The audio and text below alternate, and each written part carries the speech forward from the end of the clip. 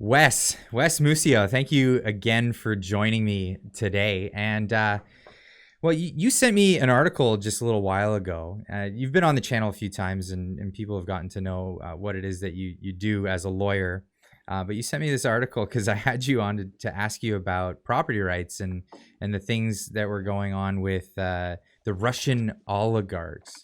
And well, my fear right away was they're going to use this as an excuse to go after normal people. And even if they don't use it as an excuse, it's normal people that are going to be in the crosshairs, and it's the unintended consequences, right? They're going to jump into this claiming that they're going to be heroes, but that's not that's not ever how it works. You're a lawyer, you know, with the legal system, it's heroes. The government is not one. They're not in the business of being a hero, even if they try. But where are we with That's an this? understatement. Yeah, right. Well, what happened was the federal government, in their infinite wisdom, put in what's called a Special Economic Measures Act, and then they put in a regulation that's directly related to Russia. And what they say is the intended consequences of it is they were going to go after Russian oligarchs that help out Putin in the Ukrainian war and seize their assets in Canada. Now that's what they say, and they're going to then use the money to fund Ukraine. Now whether or not that's a important thing to do, I'm not going to debate that today. But what I can say is like everything, you question what the whole motive is. So what happened was they basically came up with a list of 2,100 people plus that are allegedly helping Putin, and they're political dissidents of the federal government of Canada, and they put them on a list. And as soon as they're on a list, without any trial, without having any justice to decide whether in fact they're bad people, they're on this list. And then as soon as they're on the list, the government can literally go by and seize any asset in Canada. And the problem with that is it's sort of a tremendous violation of the Charter of Rights and Freedom, because in essence, the government makes a decision on whether or not they think you're of a bad sort. Like, their test is whether or not you've breached an international peace or security, or have violated human rights, or have committed acts of corruption. So they're making a determination on the world stage that these people are bad people. And then as soon as they do that, they have a right to seize any property situated in Canada that's owned by these certain people, or a foreign state. So they can unilaterally seize the assets without any court of law, nothing. And they can actually, this is where it gets really troublesome, they can send a peace officer over to search a building or place without a search warrant, including a Canadian residence, because one of the laws is if you help somebody that happens to be on this list, you can be put in jail, and all your assets can be seized. So it's a pretty expansive piece of legislation, which I say doesn't have any regard to the Charter of Rights and Freedom, and it can definitely result in jail time. Either you can be in a summary conviction up to a year in prison, or you can be an indictable offense up to 5 years in prison, and that's just simply by happening to have some money that might belong to a Russian oligarch. And so what happened recently is, we were on the podcast, and I raised significant concerns like you did about, hey, there's going to be some people out there that are going to get, hit with this that have nothing to do with Putin. And sure enough, guess what? So what happened was, by January of this year, 2023, originally when it first came in, they were talking about one fellow, this oligarch that owned a Granite Capital Holdings Ltd, and they took and seized $26 million of his, and they paraded that in the media. And then, skip forward a couple of months, it's $122 million has been frozen by January, according to the RCMP. And of that, there's one bank, a private bank in Russia called Alpha Bank. And what happened is a lot of individuals that lived in Russia, immigrated to Canada, and are now moving their money out of Russia, got caught in this. And so suddenly all their bank accounts have been seized, and they have absolutely nothing to do with the war in Russia and Ukraine, nothing to do with Putin. But it's just a matter that the government's taken such an aggressive role. And the sad thing about that is that they're the only G7 country to do this, and you can imagine the the impact it has on our economy, in the sense that why would somebody put money in Canada if there's a risk that if you happen to be contrary to the federal government's views on politics, you're going to get your assets seized. So suddenly, foreigners aren't going to be investing in this country. I wouldn't imagine. I wouldn't Well, that's if the I was fear. saying, yeah. That's And ultimately the fear, that we would lose investors in our country. I mean, there's a lot of industries where people might be pulling out because they're afraid of assets being frozen. Especially, like, what's the criteria for to be labeled as a sanctioned person on their list? Well, according to the act, and I'll read it, is it enables the government to take economic measures against people which the government believes. So, Trudeau or people working for Trudeau just believe this, that they breached international peace or security. Now, I don't know, what if you happen to be in a protest and overseas? Maybe let's talk about the agricultural protests over in Amsterdam. What if the government thinks that's a breach of international peace or security? So suddenly, all the Amsterdam people are getting their assets seized, for example. Or it says, or violated human rights. Well, what's the definition of human rights in various countries might be way different than Canada. So, Well, the or committed scary part here acts is of corruption. Yeah. the scary part here is we saw during the inquiry into the use of the Emergencies Act, because Justin Trudeau declared a state of emergency because of a protest in Canada, a peaceful protest at that. They were redefining terms. They were redefining the word violence. They had to. It was commissioner, not commissioner, but the interim police chief Bell, who kept saying the word violence. And then when he was grilled on, well, what's your definition of violence? Is it the CSIS definition of violence under section 2? And he says, no, it was perceived violence. That's what I was using. Well, that's the problem, because that test in itself is subjective. So it allows the government of the day, in this case, a left-wing government that's very woke, to make their own, views on what is right in society, and judge what they believe is right, and then act upon it. And that's the problem. It's not an objective test where you take a independent viewpoint. It's a subjective one. What the government of the day happens to feel is wrong, and then they can literally put you on a list without you sitting there and going, hold on, I'm not part of this. I don't like Putin, or I've never worked with him. But you don't have a chance. You're on a list. And the funny thing is Russia put Trudeau and a bunch of other people on a similar list for a tit for tat type situation. So Yeah, what did Trudeau do to Russia? I don't know. You know what I mean? So this is the problem. It becomes very political, and it weaponizes the government to go after the political dissidents that they don't agree with. And Yeah. that's the problem with this system. Yeah, it's weaponizing institutions that normally are considered like a fundamental, well, and maybe not a right, but like I think there are provisions in Canada for banking institutions to not discriminate against people for other.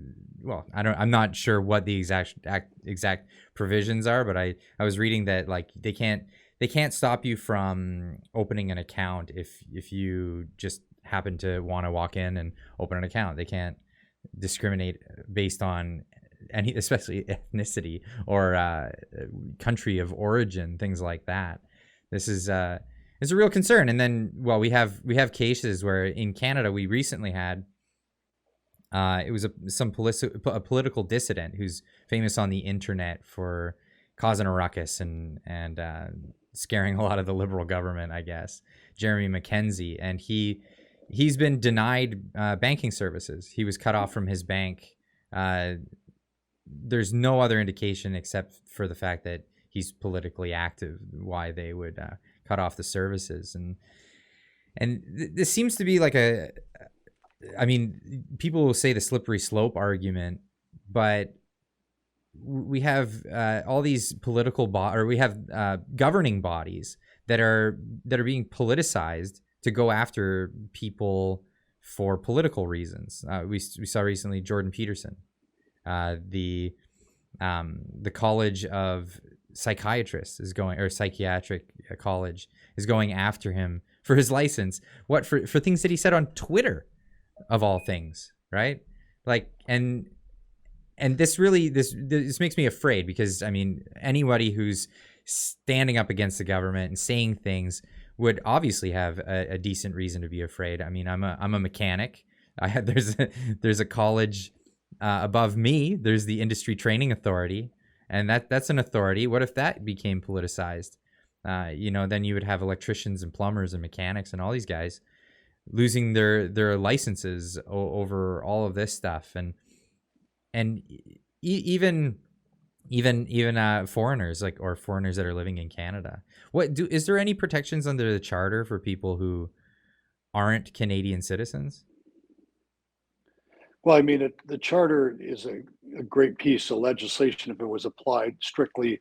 The unfortunate part is you've got the notwithstanding clause that allows any court or even the governments of the day to get around what they've done in terms of infringing your rights. But the rights only apply to government activities. So, say for example, like Jordan Peterson in this case, and I'm very familiar with the case. I scratch my head how the college can possibly think that they're doing something reasonable, unless they're very woke and it's virtue signaling or whatever it is. But I mean, how do they have jurisdiction over this fellow?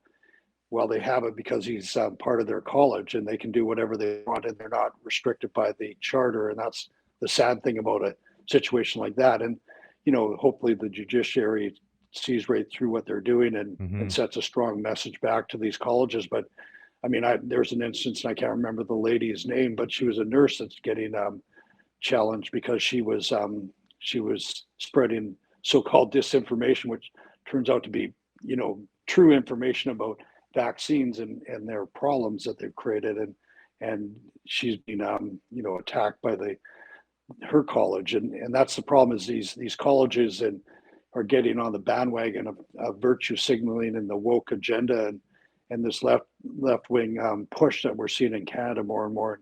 And sadly, there isn't a lot of defenses because you don't have the charter that you can apply to. And that's the same thing with a person that's not a Canadian citizen per se. They can't. A Russian oligarch that has nothing to do with Poon, that is on a list and suddenly gets his assets seized or her assets seized. They can't raise the charter, I don't believe. I might be wrong on that. I'm not a charter lawyer, but I'm pretty sure I'm right. So I keep hearing the notwithstanding clause, and I don't understand. I'm not a lawyer. What is the notwithstanding clause?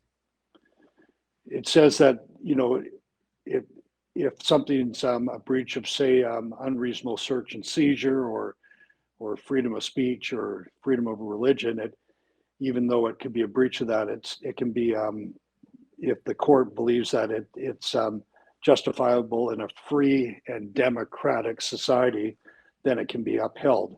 So you see that all the time in court cases where it's just so obvious that there was a breach of the charter for various reasons, your freedoms or whatnot. But then the court turns around and says, well, yeah, okay, so there's a breach, but it's justifiable in a free and democratic society. So it becomes a very subjective test there, right?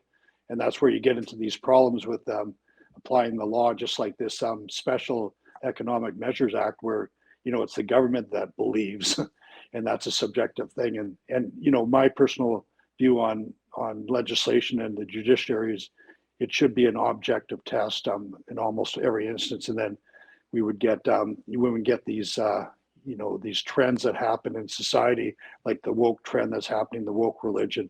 You don't get that factoring into decisions, but unfortunately, when you add the subjective end, then you get people's mindset in terms of where they come from and they make decisions based on that, and so you erode the Charter of Rights and Freedom because of that. Yeah, it's this. What was the term for it? Joe was telling me a term recently. It was some sort of cognitive hysteria that people have, or a hysteria of types.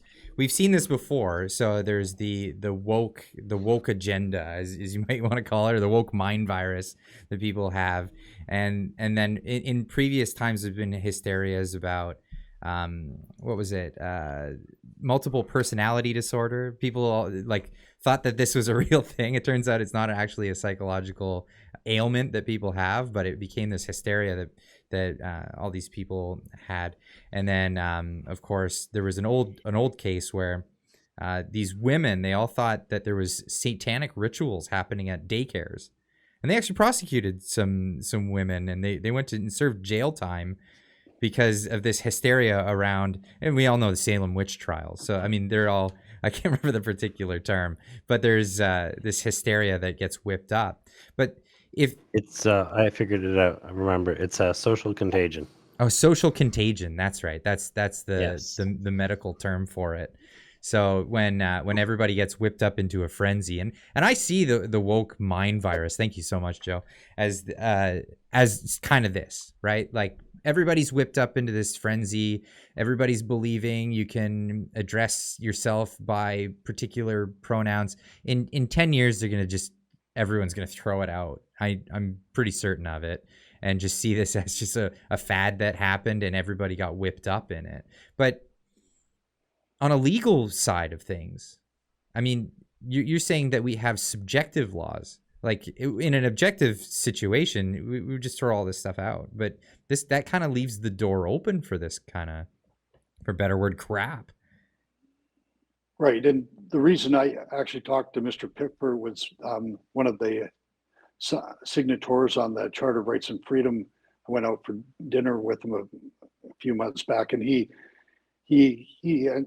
said something interesting to me. He said that they had to put that notwithstanding clause in because it would never got passed because people wanted an out, and that's what's happened. You know, so you get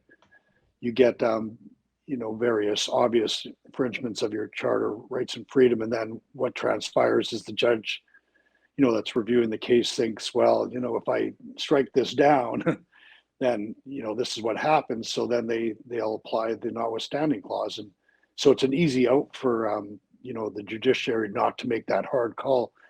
And the interesting thing, if you listen to the U.S. politics, is the federal government appoints all these judges, and they're supposed to be there to uphold the Constitution and the amendments, right? Yeah. And whereas in Canada, I don't really necessarily think that our charter is as strong as their Constitution and amendments, because I mean, all day long, if you listen to U.S. News stations, they talk about the amendments, the amendments, the amendments. In Canada, if you listen to the media, the mainstream media, which I try to avoid at all costs, but if you do, they're not talking about the charter, and because it seems like it's a watered down piece of paper, and it's getting more watered down over the years. Sadly, I hope it transitions the other way, because if you don't have freedoms in your society, what society do you have? Well, You don't have a society. You're just basically moving towards communism or socialism or fascism or totalitarianism, whatever you want to call it. But that's where you're heading. well, people are saying that the warning signs are here, and there's people fleeing. There's immigrants that came for the long haul and decided nope, going back home. There's what do you, is it I don't think it's called recidivism. That's when people go to jail and then recommit. But when people immigrate and then later emigrate out because they don't want to stay, it's a record numbers apparently now in Canada. Yes. So what happened was I'm actually pulling up the stats, but Okay.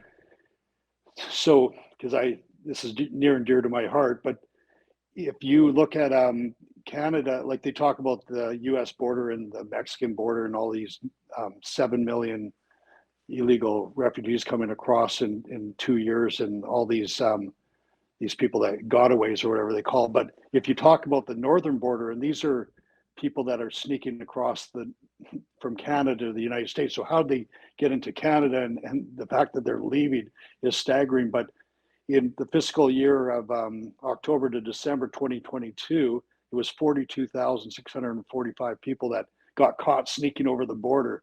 And then in the fiscal year of 2022, it was 109,534 people, whereas in 2021, it was 27,000. So you see the jump up 5 times in 2022 versus 2021. Now, why is that? You think people are taking a boat up to Canada and sneaking over the border? They're not, or they're not walking across the river like they do in Mexico. But what they're doing is people have come up to Canada somehow and just realize, oh, I don't want to stay here, I'm leaving, and so they sneak down to the U.S. And that's a sad number. And I've heard some statistics like in 2021 where and I heard DeSantis say it, and I'm not sure, I've never seen the source, and I did talk to Maxime Bernier, and he supported the number, but it was 1.2 million.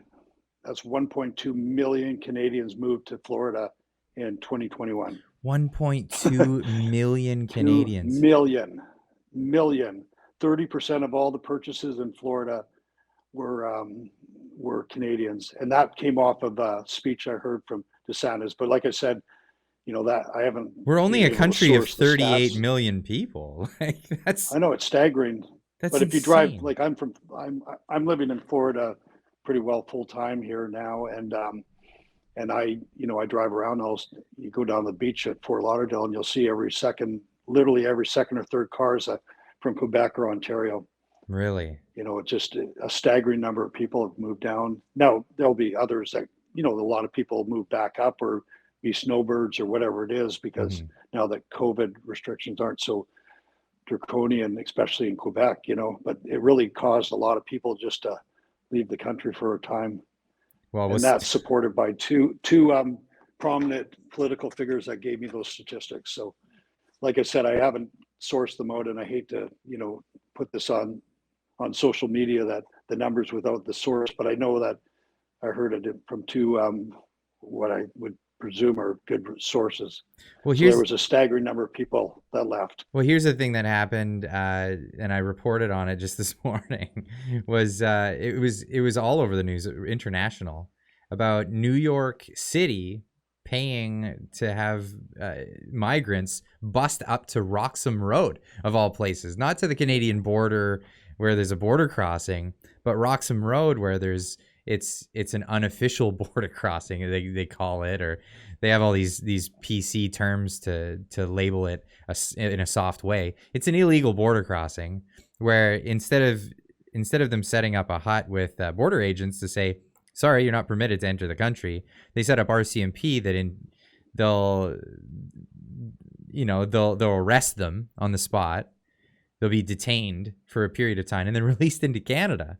Like that's the worst thing that you could do. At least a border agent could say, no, you're not permitted to enter, and turn the person around, right?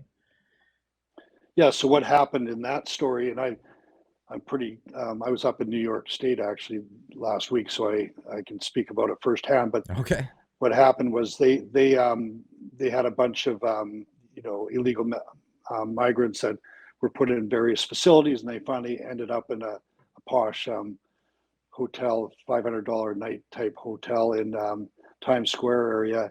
And then it was principally single males, and they decided that they were going to move them over to another facility and put in families in that area. And the single males got quite upset, and they were protesting and staying outside, camping outside the hotel. And basically, Eric Adams, the New York mayor, decided to give them one-way bus tickets up to Canada, and they took it because they thought they were treated very well, even though they were getting free food and staying in a nice hotel and all those sort of things. So it's a big story down in New York, where I was last weekend actually, and people are it doesn't look well for the illegal immigrants. I feel deeply sorry for them, but at the same time, so show some respect.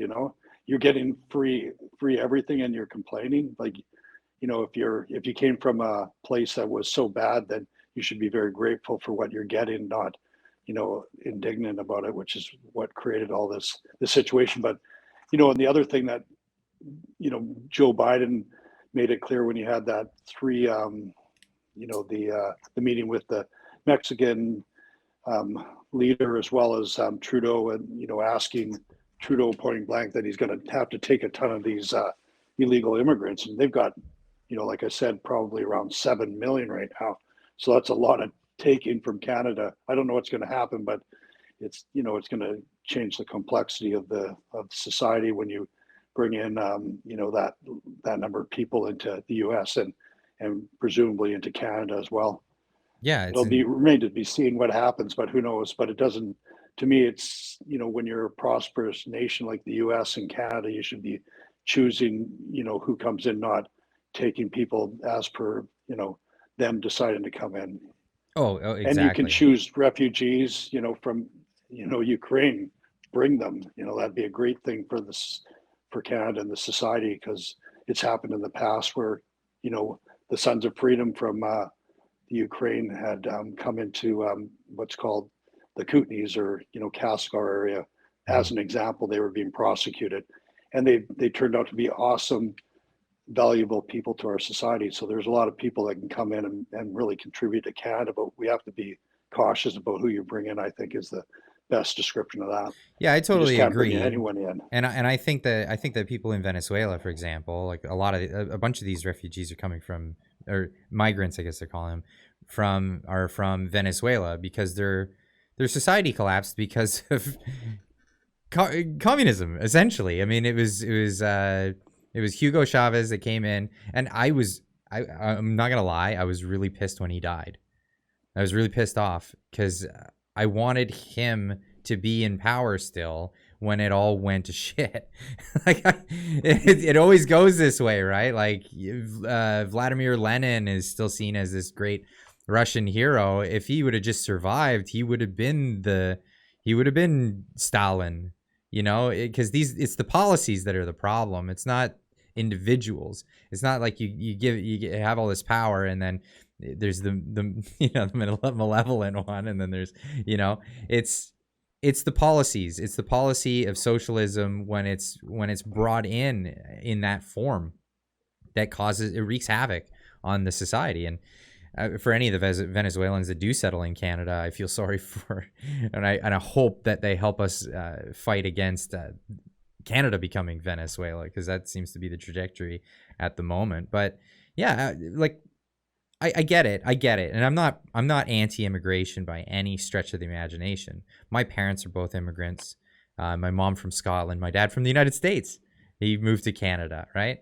And my wife's an immigrant from Japan. So for me to be anti-immigration all of a sudden would be just ridiculous, right? But everybody in my family came over through the correct method, right?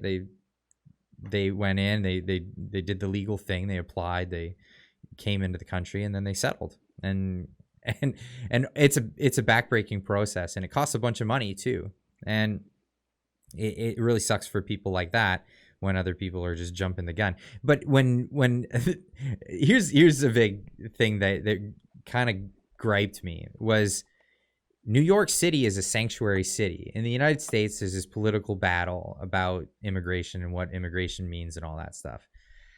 And there's all these different places that labeled themselves sanctuary cities. We don't enforce immigration laws in our place. And they've taken on all these immigrants, and it became a problem for them. And then they ship the problem off to Canada. Like, should they even have a right to do that? Well, that's the problem. These virtue signaling and woke agendas, they sound great on paper, and when you're speaking them. I listened to Joe Biden last night on the State of the Union speech, and he's talking about immigration. If you didn't know better, what he said sounded perfectly okay, and then you see the mayhem at the border and all these illegal immigrants coming in like free for all and all that, and what you hear is different than what's actually happening. It's the same thing with these sanctuary cities. I mean, people don't want to say the obvious, and one of them is that with these sanctuary cities, one of the reasons you have ever increasing level of homelessness is because of just that reason. And yet people won't mention that as being a problem. Well, it is, because when you bring in people that have very limited English, if any, can't work in the country because they don't have a work permit, except they can work under the table. I mean, where are they heading? They're not heading very far. They're probably, a lot of the people are on the streets, and that's the unfortunate part. And then these sanctuary cities sound like a good idea, but it really isn't. They should want law and order, and to ensure that the people that do come into the city are upstanding citizens and part of society, and have bought into society by going through the proper channels. The thing that gets me the most about the sanctuary city stuff too is that the channels in which they catch these immigrants is through law enforcement, and so really what they're doing when ICE comes in and does their thing, is they communicate with police about criminals. So they're not taking like people who happen to be illegal immigrants and are just abiding by the laws. They're talking about people who've actually committed crimes and are in police custody at the moment. And they're saying, no, like we're a sanctuary for these people. It boggles my mind. Like those are the first people on the list for like deportation. See you later. You've committed a crime. Yeah, I mean, that's the bottom line is, they're not tough enough on individuals that are, should be in jail as opposed to on the street. But I mean, that's another debate as to why that's happening. Even in Canada, you're seeing that with Trudeau. He's loosened the bail requirements, and even David Eby, of all people, who's a very leftist individual, is complaining to the federal government about the bail and wants bail reform, so it becomes more less easy, or I should say, more difficult for an individual with multiple criminal charges to be remaining on the street while they're waiting, their trials of many different events. And so it's nice to see that David Eby's actually seeing what everyone else is seeing, and that's get these guys off the street and put them in incarceration, because if they've done multiple offenses, then obviously they have no regard for other humans.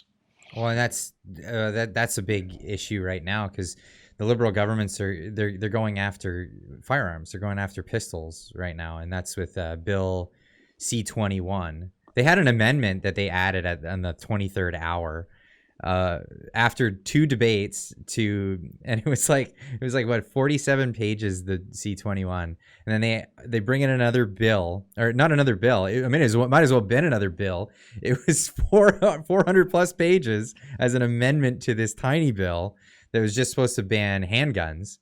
Saying just ban handguns, but I mean, what they're going after is law-abiding citizens when it comes to firearms. But then the bail stuff. The point of the firearms, so that's an interesting one, because I've been on track to that because I'm an avid outdoorsman and hunter, and Mm-hmm. and I also do a lot of target shooting, and my wife does as well.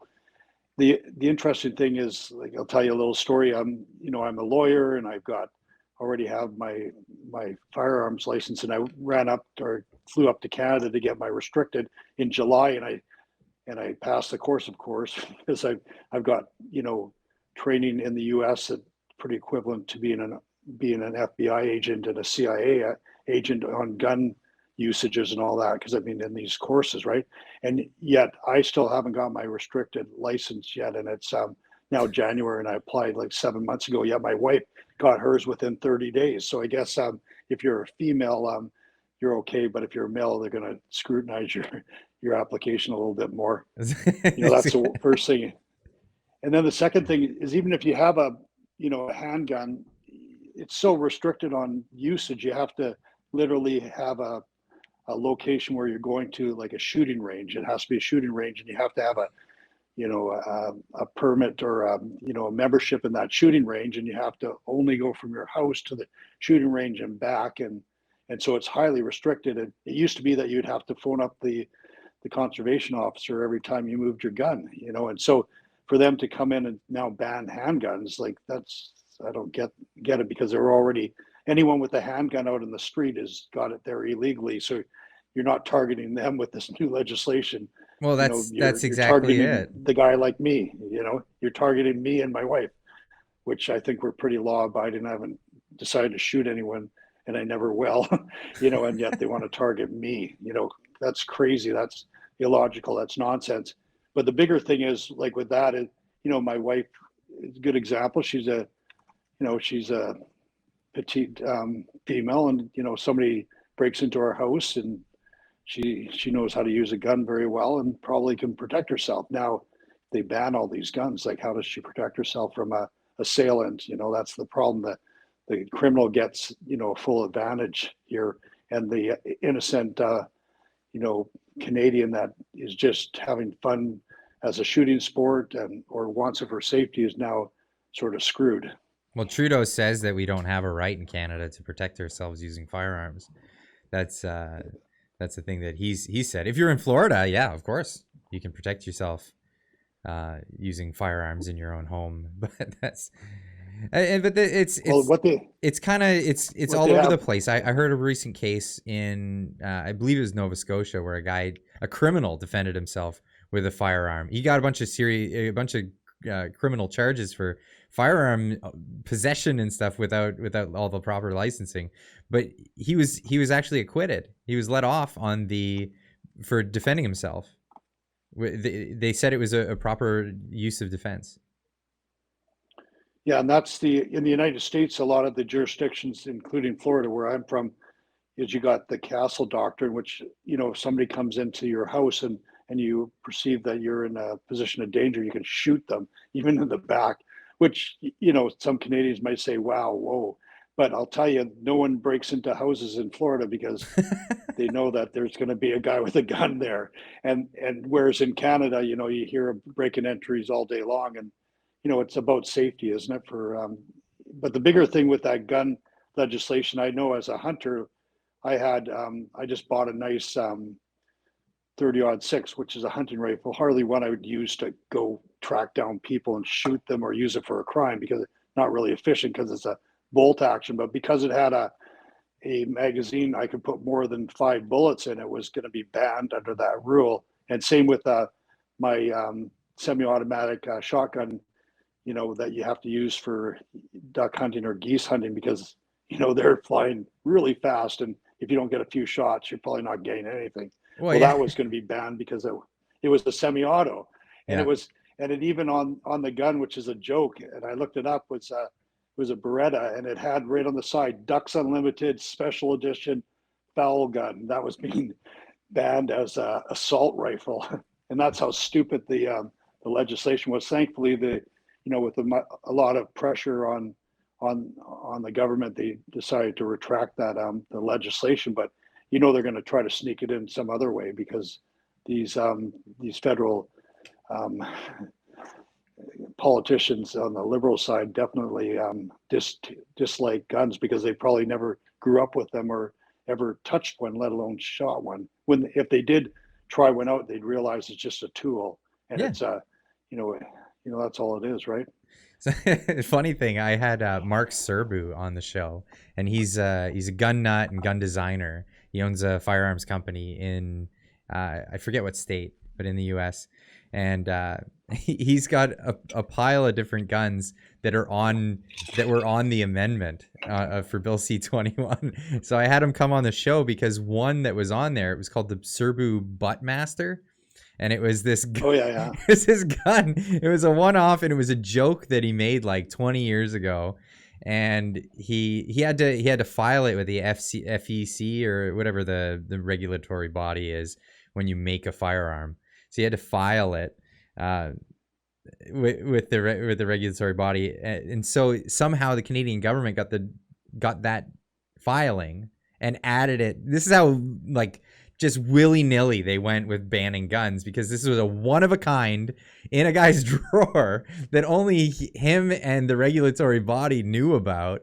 And it was called that because it was just a little pen gun, and he called it the Buttmaster because he was joking about it, saying you could, like, conceal it up your ass. That was the whole thing. And it became such a farce with in Canada here, because and that one actually made the news. He was on Tucker Carlson as well, because it was just so ridiculous how like just a blanket ban that was.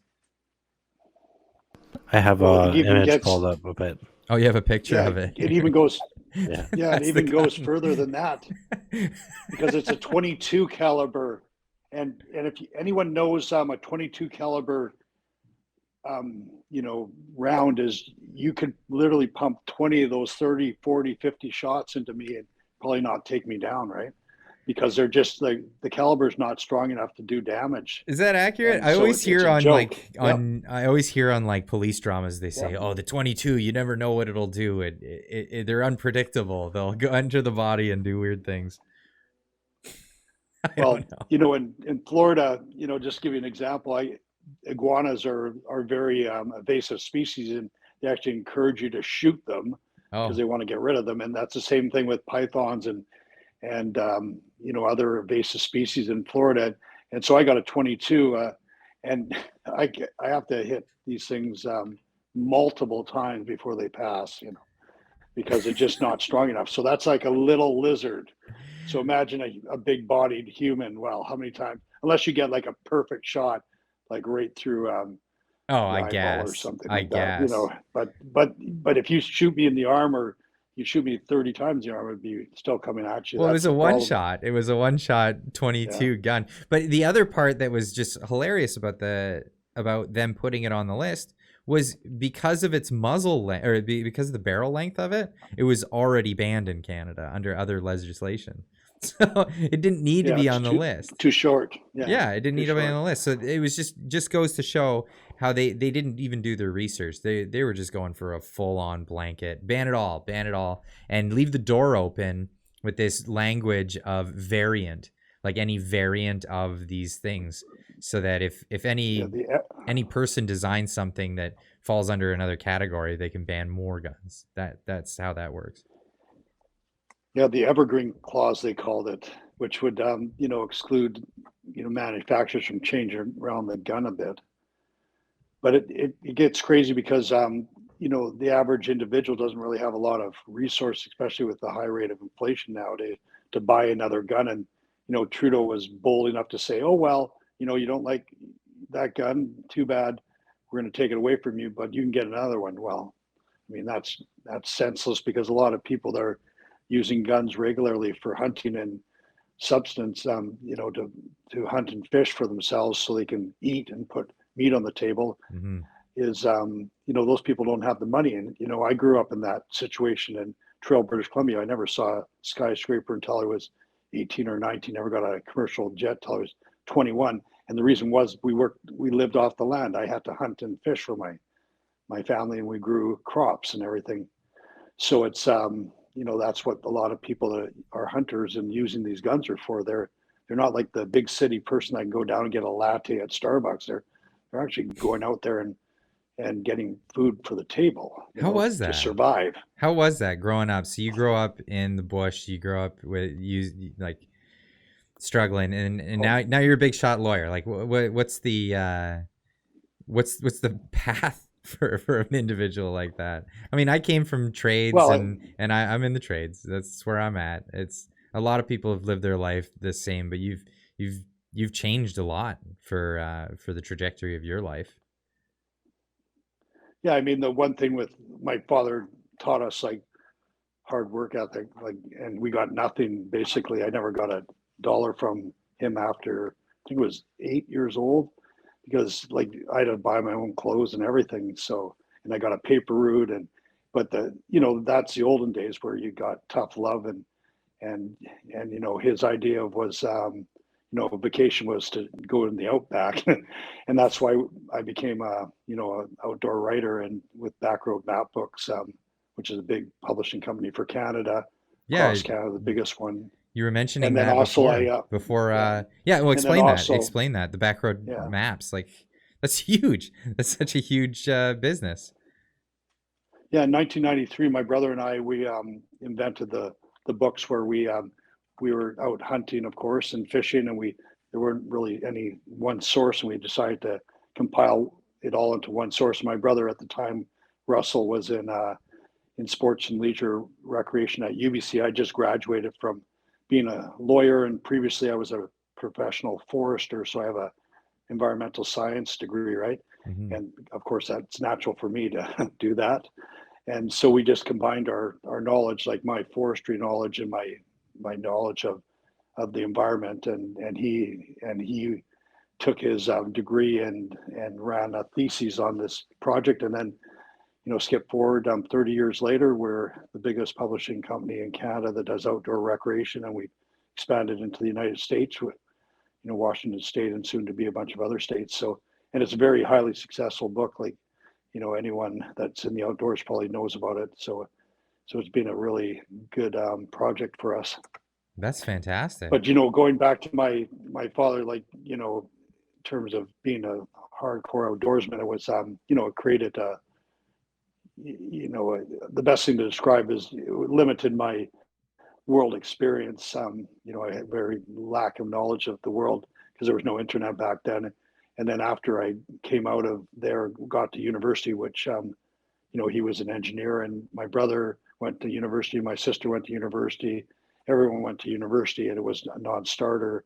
And then what happened was, as soon as I came out, I realized, hey, this is an incredible place to be, this world. And so I've been traveling ever since. So that it just changed my focus from being in the outdoors and to doing other things. Mind you, I still do a tremendous amount of outdoor activities.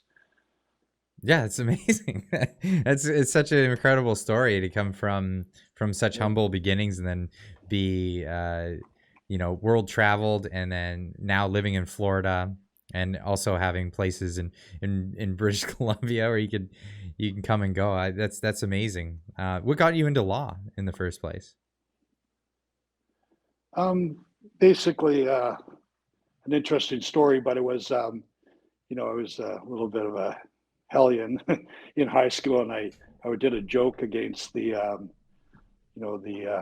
librarian because she was a bit annoying, and I put up a poster of her, with her nickname underneath it, and in a provocative picture with, from one of those Playboys, and cut out the face and put her face behind it.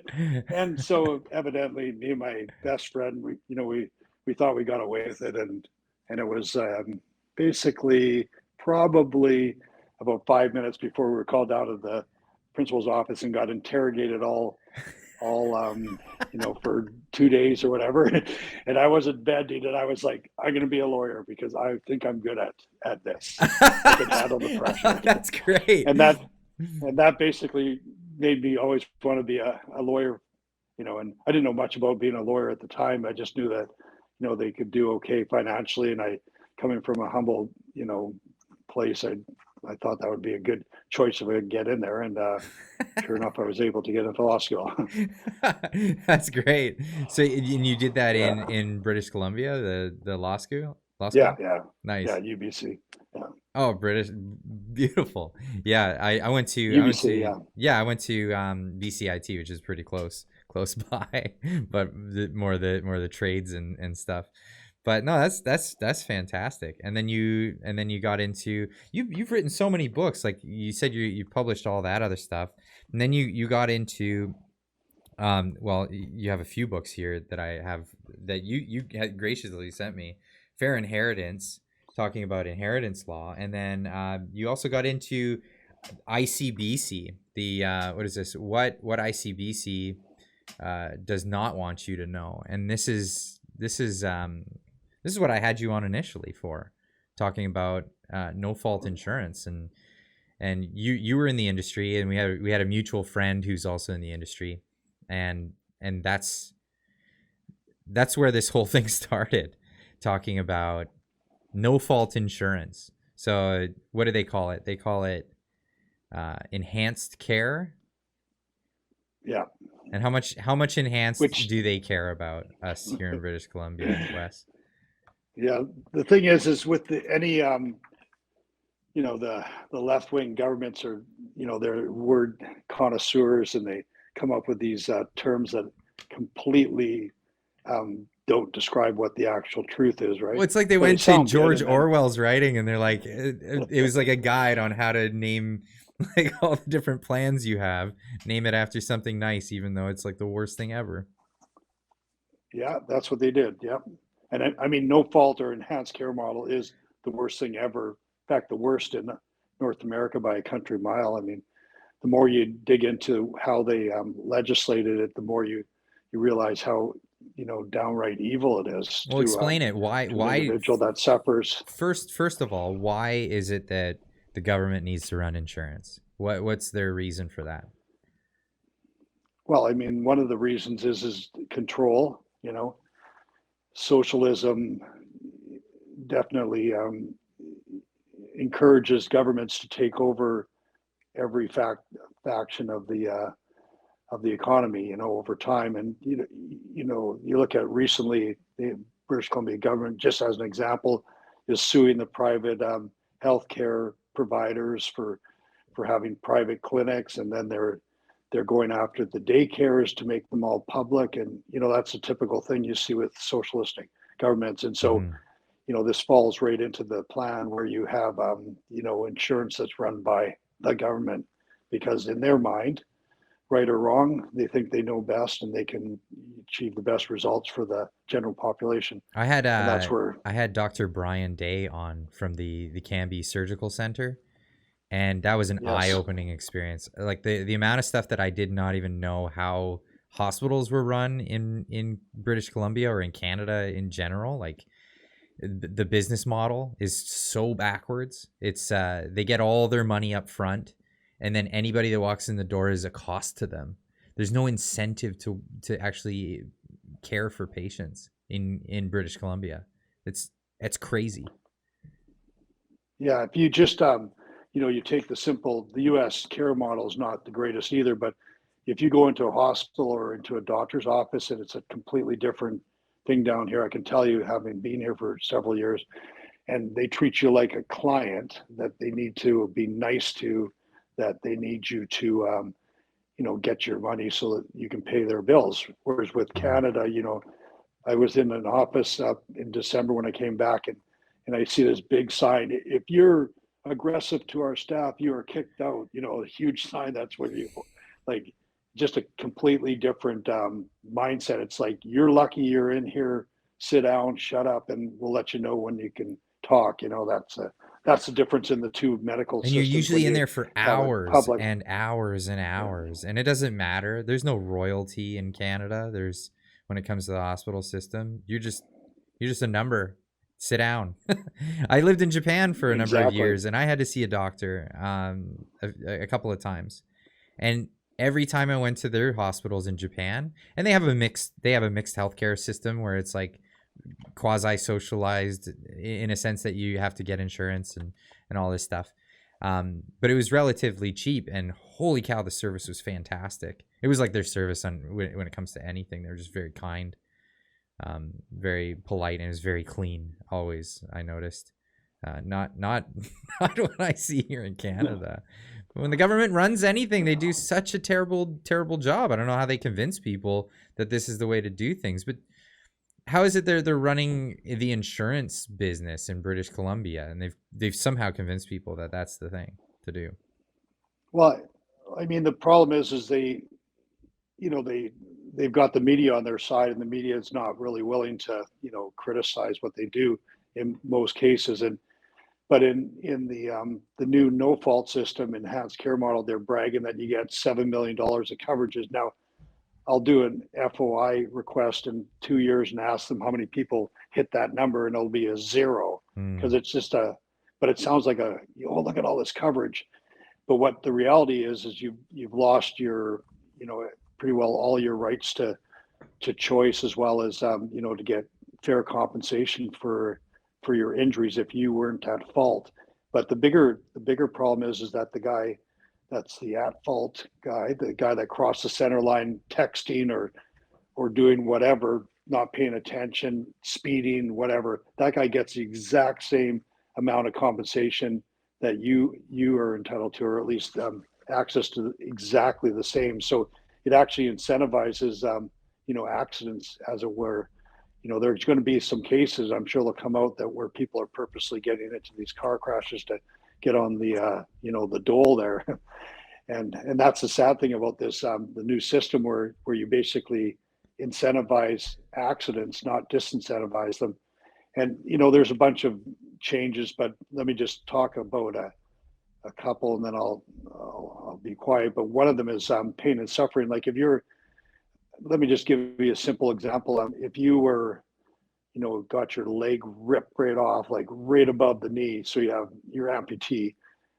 You used to get a fair amount of compensation called pain and suffering of somewhere in the range of $300,000, and even then, would you get your leg ripped off for $300,000? Absolutely No not. way. No way. No thanks. Not worth Yeah, it. Not worth but it. but now under their new regime, they said, they were bragging to the public and making it sound so good that they were going to give fair compensation to, anyone with permanent injuries. Well, if you talk about that, it was, I think it comes out to $58,000 is what you get for that. Or if you get your ankle ripped off and amputated, it's like 38,000.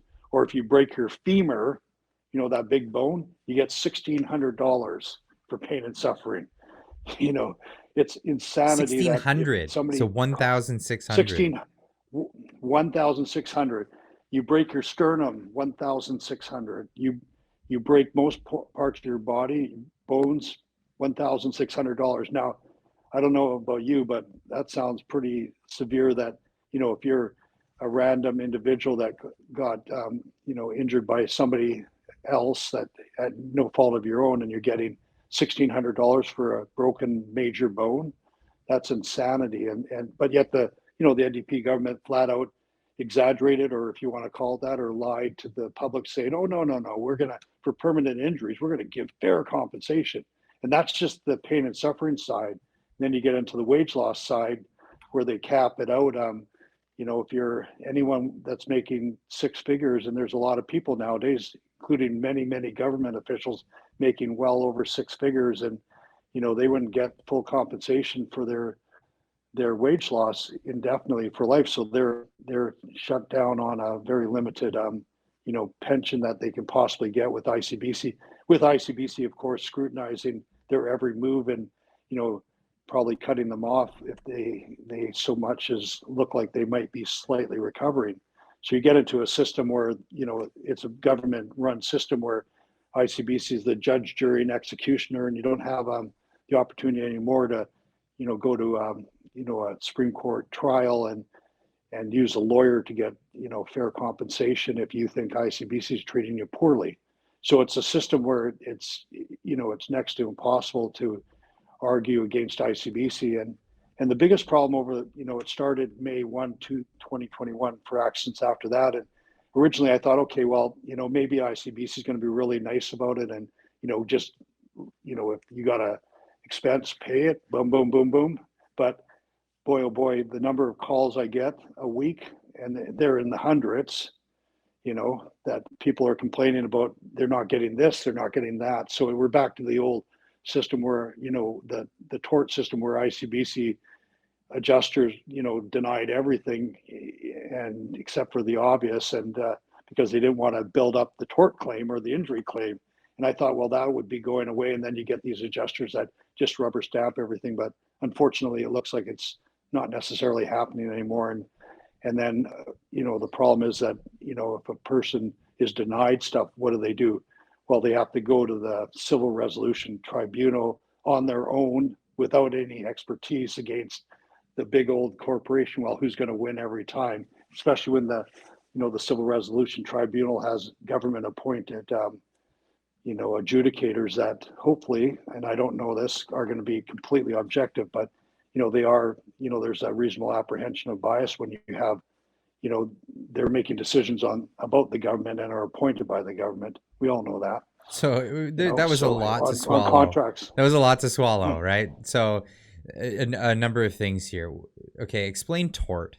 Like there's the difference between tort and what we now call no fault insurance, or what people are calling no fault insurance. They call it something else. They call it enhanced care. But what is a tort system?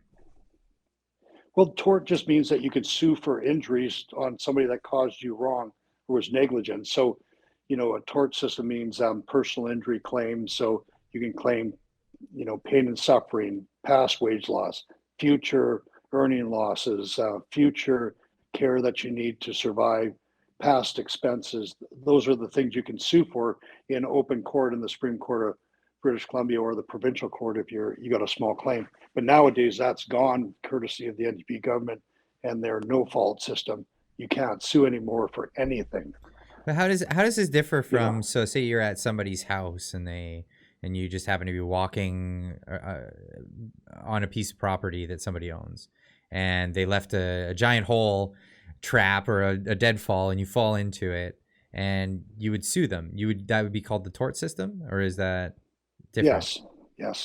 Okay, No, so it's the tort system. It's called a personal injury system, and that's still available at this point. But who knows with the NDP government, they might make that go public as well because they like to control things. So I'd be how is worried it that if I was a lawyer doing that area. how is it that they just nullify it when it comes to roadways, though? Well, they just have to impose legislation that says you don't have a tort regime anymore. You can't sue for personal injuries. They can do that. They can Stroke just of the pen. they can just do that. Okay. So like, cause as far as I understood, like property damages, all of that stuff was always, I know years and years and years ago, they brought in eminent domain laws to trample on people's property rights. Like, oh, we're going to build a highway through here. And I know that's your land, but SOL, pal, you don't want to sell it to us. We're just going to take it. It's eminent domain, right? It's for the greater good or whatever cause that they say that it's for. I think I remember back reading about this back in the day of robber barons in the United States. They had the train companies. They started actually cleaning up the coal stacks on the trains because they kept getting sued because they were putting ash on farmers' fields. And the farmers were like, no, you owe us damages for this. So they kept suing the train companies. And so they were working on emissions devices way back in the days of the robber barons.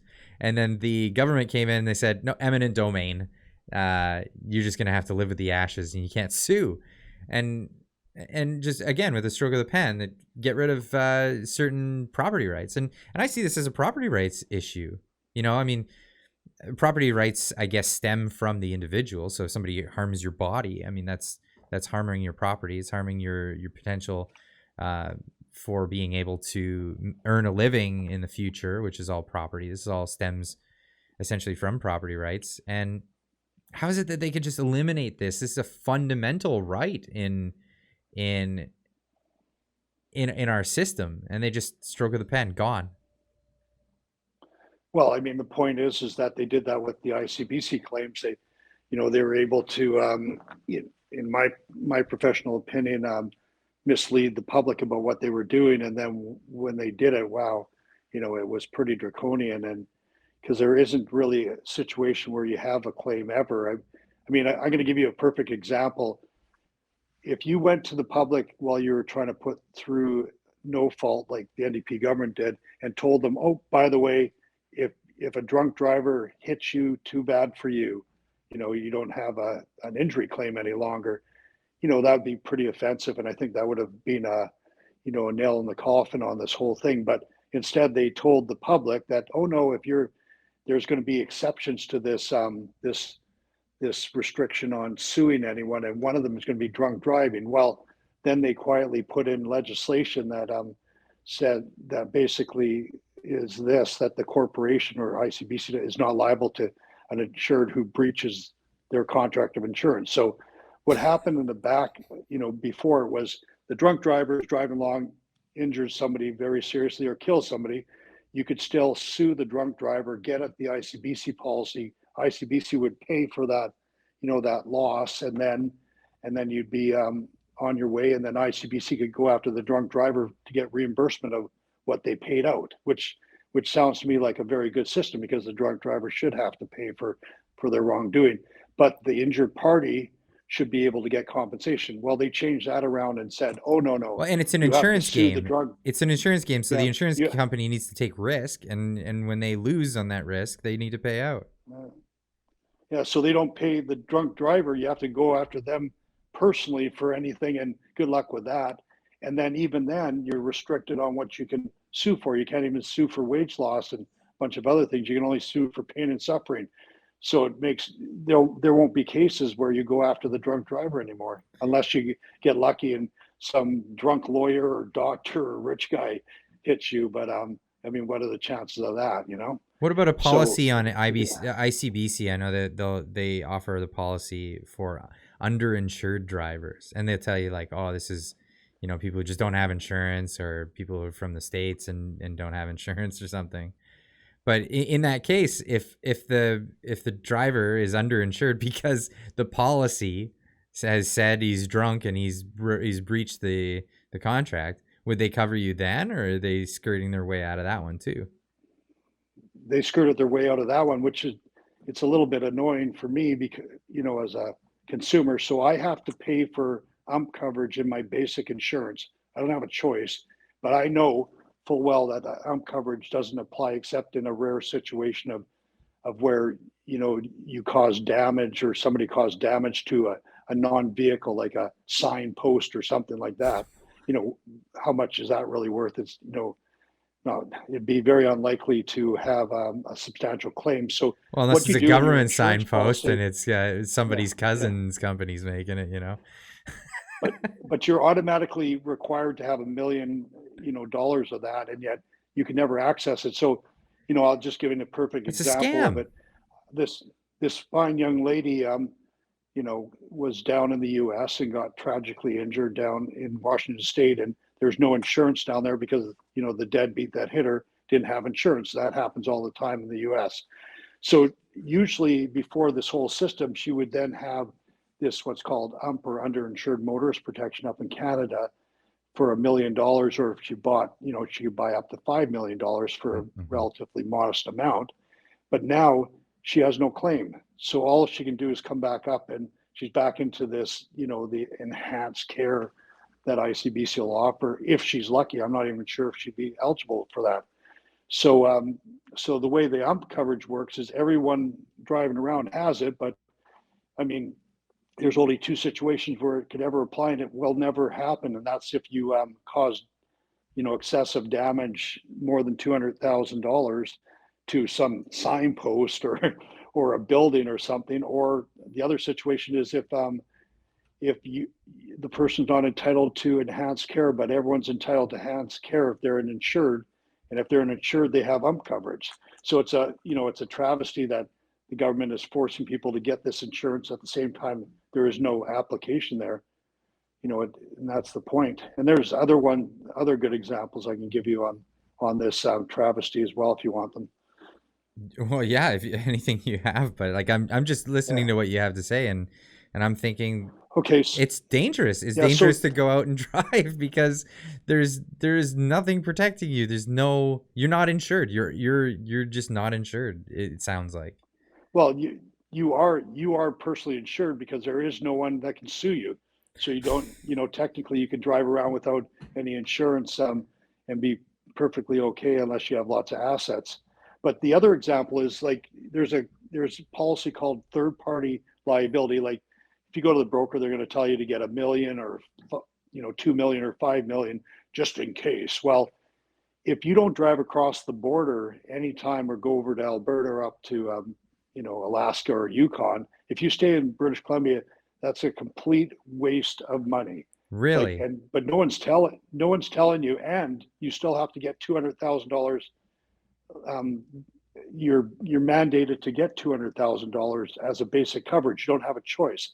But I mean, give me an example of where if you drove within the province of British Columbia and never left, and millions of cars never leave the province. Give me an example where that insurance will ever apply. It doesn't. And so when you show up at the broker and you're not told, hey, you don't actually need this at all, don't bother. No, you pay $70 or you pay 200 or 300 for it, and there's no chance of it ever being covering anything. And so ICBC gets these premiums for no insurance because if it's a no fault system, why would you need third party liability? And they even force commercial carriers to get $1 or $2 million in third party liability. And again, if they don't leave the province, that's a sham. Why would they need that? And it's just another example of ICBC suddenly keeping the premiums high for, garbage insurance that you don't need under the current system. Well, it's a And so racket they're ripping too. people off. It's a Yeah. racket. Like, and not all the places that you go to buy your insurance are in British Columbia are ICBC outlets. So you're going to some brokerage, and they're so they're selling you the mandatory stuff, the stuff you have to have, but then they'll sell you policies on top of it, and that's that third party liability stuff.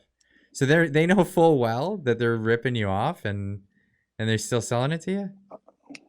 Unless you leave the province, like I drive down to the US, so I got, $5 million coverage on mine, Right. and I can justify it because what if I hit somebody down in Washington State? But if I didn't drive across the border and I plan to have a vehicle within British Columbia, I would, I just take the minimum, which is 200,000, only because I have to get it, even though I know full well that there's no situation really that my policy will ever apply. I mean, because like give you an example, like you can't sue in the province of British Columbia for an accident in British Columbia where, somebody suffered bodily injury out of this league. You can't even sue for vehicle damage anymore. But the only thing you could sue for is if you were a homeowner and somebody drove their car into the side of your house, Because that's still you technically owned a tort. sign. That's still technically under the Well, tort system. yeah, that's the exception, right? And it's just if you causing property damage that doesn't involve a vehicle. And so, I mean, the risk of that ever happening is so remotely low. I mean, how many people drive into side of houses? I know you see No, but there's car them accidents on every TV, day. but yeah, they're rare. But if you'd have to be at fault. So it's a very rare situation where this third party liability would ever cover anything. And yet everyone has to have it. And then, the brokers are giving, encouraging everyone to get like big limits when it's a no fault system. Craziness. Yeah, it's a racket. It's a total racket. What does this mean But for out of province or out of country drivers? So like someone from Washington or Oregon State comes up to British Columbia, they get in a car wreck. What? Too bad for them. Really? They're yeah. So they don't even know about it. They come into our jurisdiction and they're SOL. The only thing is if they have a jurisdiction that has, that hump coverage or underinsured motorist protection coverage, which allows them to get, compensation outside of the province. Okay, from their provider, it would be from that. that. But from them. But if they come in here and they're up here for a day from Washington State, came up from Seattle to see a hockey game, the Vancouver Canucks, and get catastrophically injured. Oh, well, too bad for you. And by the way, good luck trying to get any accident benefits out of ICBC if you move back down to the States. They don't, so that person is basically coming up to a very dry jurisdiction in terms of fairness and compensation. That's terrifying. That's terrifying especially for people from outside of the place, because there's no, holy cow. I mean, it just keeps getting worse every time I talk to you about this. It's just terrifying. Well, so somebody gets. Let me just tell you okay. Let me tell you something else. And the other thing they snuck in was, and I talked to a insurance broker this afternoon to make sure I'm perfectly right on this, but used to have safe driving discounts. Remember that? Now they've completely redone the insurance, which actually, increases the cost to a lot of people. And what they call it is combined driving factor. So what they do is, it used to be that if a particular vehicle got in an accident, then your safe driving would be impacted from that vehicle. But now, any of your driving misconducts follow you everywhere, not just the car. And then in addition, if somebody drives the vehicle more than 12 days a year, you have to have them on your license. And so, you get a, brand new, like a 16-year-old, son or daughter driving, or, a new person or somebody that's terrible at driving, got a bad rating, that hammers you on your insurance policy. And then to add, if the broker doesn't check this magic box that says, unlisted driver protection, then if you had your buddy jump in the car because you're you had a few too many drinks at the bar and you wanted him to drive you home safe, and he gets in an accident and you didn't click that little box of the unlisted driver protection, you're breached of your contract of insurance and you have no coverages. So I mean, Holy cow. the way they do the premiums, it's definitely not in the favor of the driver, but yet in the media you hear nothing about it, zero. So they've actually jacked up the premiums that way. So when they're talking about these savings that they're giving everyone for this enhanced care model, it's a dispute because they had an old system of oranges and now they have apples, and it's impossible to actually tell whether or not you're getting any savings from it. I mean, but in fairness to ICBC, when you don't pay anything out like they're doing right now in this enhanced care model, or paying very little, they gotta at some point show some pretty strong profits, unless, and they're starting to do this more, unless they move money from ICBC into safety issues or other, building roads for safety, in other words, moving the money to general revenue. And I looked at a study a few years back that came out that showed how much money ICBC was funneling into, what would be akin to general revenue. I leaked it to Von Palmer. He called me up and he says, "Oh, I can't touch this. This is too good." And that was the end of it, right? He says, "Well, how do I do this story?" And that's the resistance of the mainstream media to, call it out as it is. The BC Liberals were attacked for using this money for general revenue, but the NDP are doing it more subtly by funding projects through ICBC money, which some people could argue is fair, but many people could say it's just moving money to general revenue. Yeah, well, and then they said they were going to give us all a discount. A bunch of us, like I got a check because COVID. I remember that, and my insurance hasn't really gone down. I mean, and I would always laugh every time I went in. They said, "Oh, you have a 40% discount." I'm like, okay, so it starts off in the realm of you're the worst driver in the world. And then and that's where the rates start, and then they look at your past and say, "Oh, you've never even had a speeding ticket or anything. Okay, here you get a 40% discount," and that's about as good as it ever got for me, and it was still very expensive. I never understood the discount rate thing. Well, they've changed that to the combined driving factor, which I mentioned. So you start at a 1.4 rating if you're brand new driver or somebody coming in from the outside of the country or whatnot, and then it goes down over time. But even I was looking the other day at mine, it's 0.5, and I haven't had an accident in ever, I don't think. So I should be at the top end of the rate. Haven't had a speeding ticket for forever. If I had one, I can't even recall. So there's nothing I've done that's negative, and I'm not even at a zero rating. So I don't know how you get to the zero rating. Yeah, that's crazy. And that's the problem, is that, even the insurance brokers I talk to, they don't even know the system. But and again, the more complex you make a system, the harder it is to criticize the system. I'm going to offer to you as being one of the reasons why they made it complex. Yeah, it's like the tax code, right? You make it super complex, and then you don't see where they're moving money around. You don't see what they're doing behind the scenes, but you owe, and you don't know why or whatever. You're gonna have to hire somebody to figure that out. Exactly. It's just terrible. So where does this leave people, right? Because you're a lawyer and used to represent a lot of people who would have claims, and now they're SOL. They're not allowed to have a lawyer. You go through a tribunal. I've seen this trend of bringing in tribunals. We have human rights tribunals instead of court systems anymore. And you go to before this kangaroo court that they've set up of their own appointees, not real judges, and they're the arbiters of justice anymore in all these different cases. And now we have these, again, kangaroo courts for arbitration. If you don't feel like you've been treated well by ICBC and you don't think you're getting enhanced care, and it's not enhanced enough for you after an accident, what's your recourse?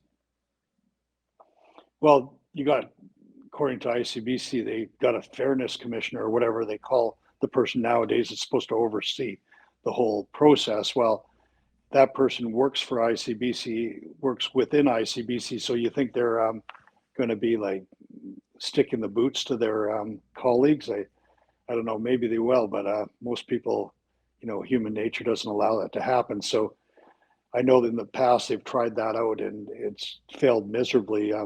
You've also got like the ombuds person, and good luck with that. And you've got They're all friends. finally, They're all colleagues and yeah, friends, and it's not impartial. That's the craziest part about this whole thing.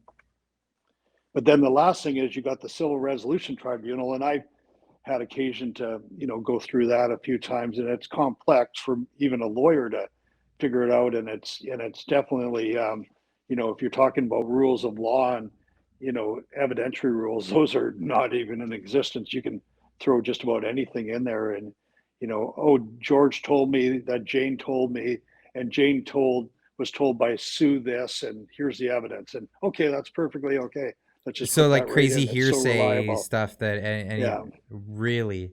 And then you have to be, you have to submit documents. You got to get medical records. You got to have an expert report. And you're talking about, somebody that might have a brain injury or a very, serious injury that precludes them from, doing much of anything. And they're supposed to be advocating for themselves. That's absolutely insanity that somebody thinks that that's reasonable. But the point is,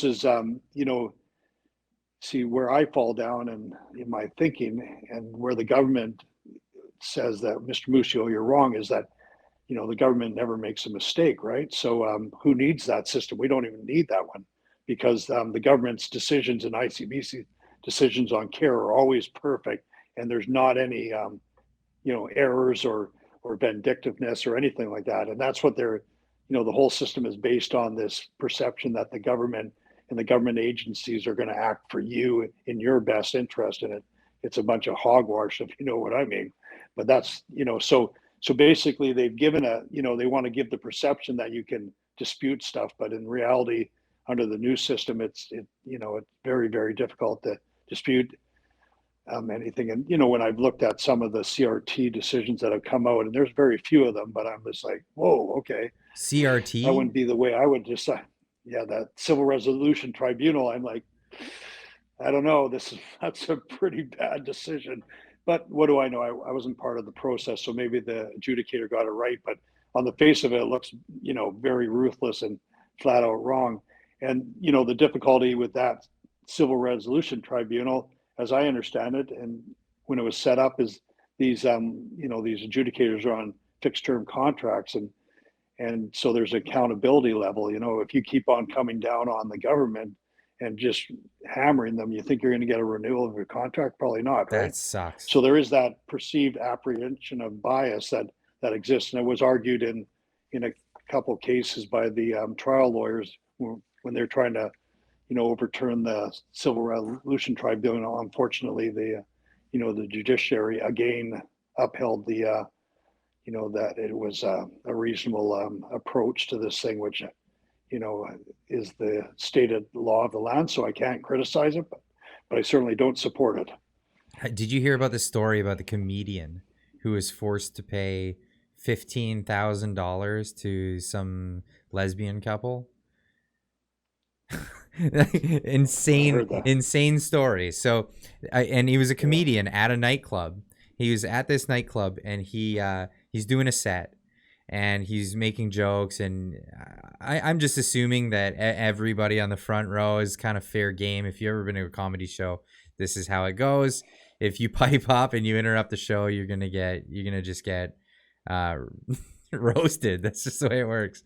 Anyway, so there's these lesbian couples sitting at the front row, and I guess they were disturbing the show somehow, and he mentions like, why you got to be making out in front of the in the middle of my show or something along those lines, right? And then makes a couple of jokes at them. Well, they take him to the Human Rights Tribunal.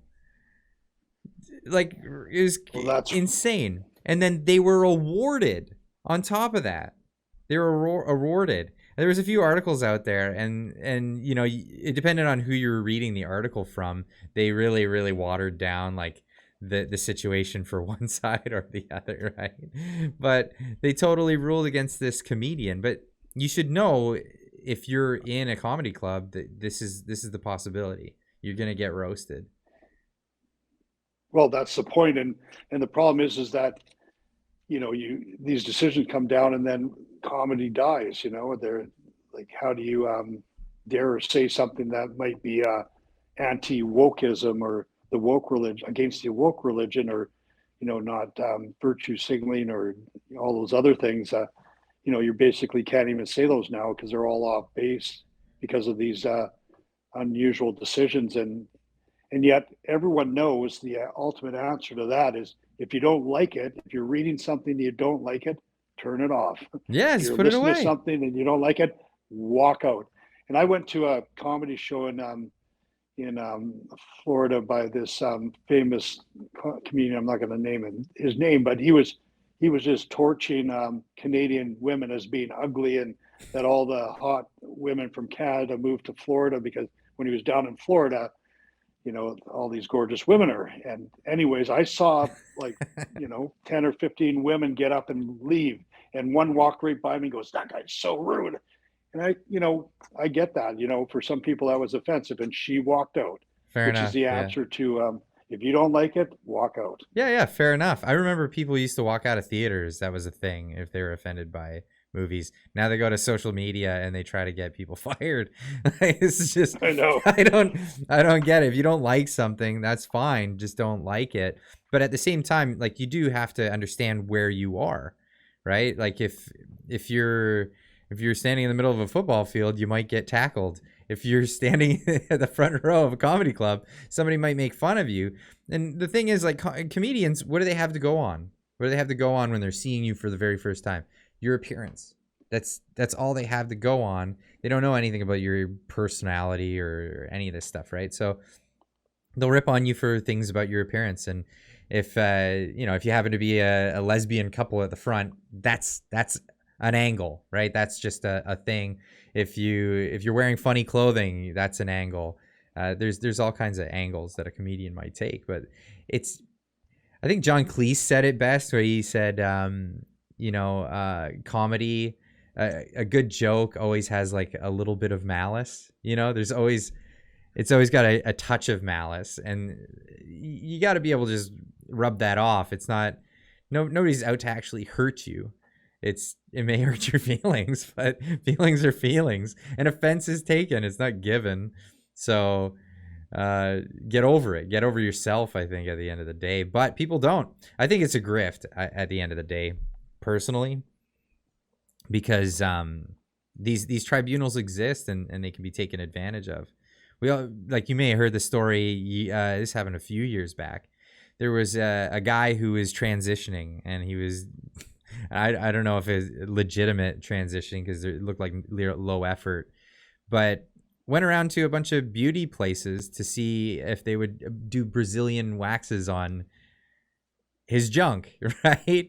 And these were women's facilities. He was going to these, like, and private little tiny boutiques, right? And then he would file complaints when they wouldn't want to wax his balls after going to these things. I think it was what was his name? Jessica Unive. Joe, can you look that up? It's actually Jessica Simpson now. Okay, you know the story. All right, fair enough. I do. Jessica Well, you want to Simpson. hear a funny story? I was originally consulted by him on a case which I didn't take the case or whatever, and then I got this email from a lawyer or somebody from Australia that there's a big website against this person, for whatever reason. And the guy, like, I read it. It was like, I guess my name came up somehow, and and he was just like, there's a huge following across the world that are directly related to attacking this guy's actions against other people or whatever. And it was a guy from Australia. He was pretty clever about it. But I mean, these people that come out and do these sort of things and, make a big mockery of the system, or, they're getting international, notoriety, not good stuff, but, maybe that's what they like. I don't know. But he's, or she, I apologize, she is definitely on the radar in Australia. So You know, I what was told the the guy, title on that, Joe? What was the headline on that Sorry. article? Yeah, the Canada's ball waxing horror show is peak transgender activism.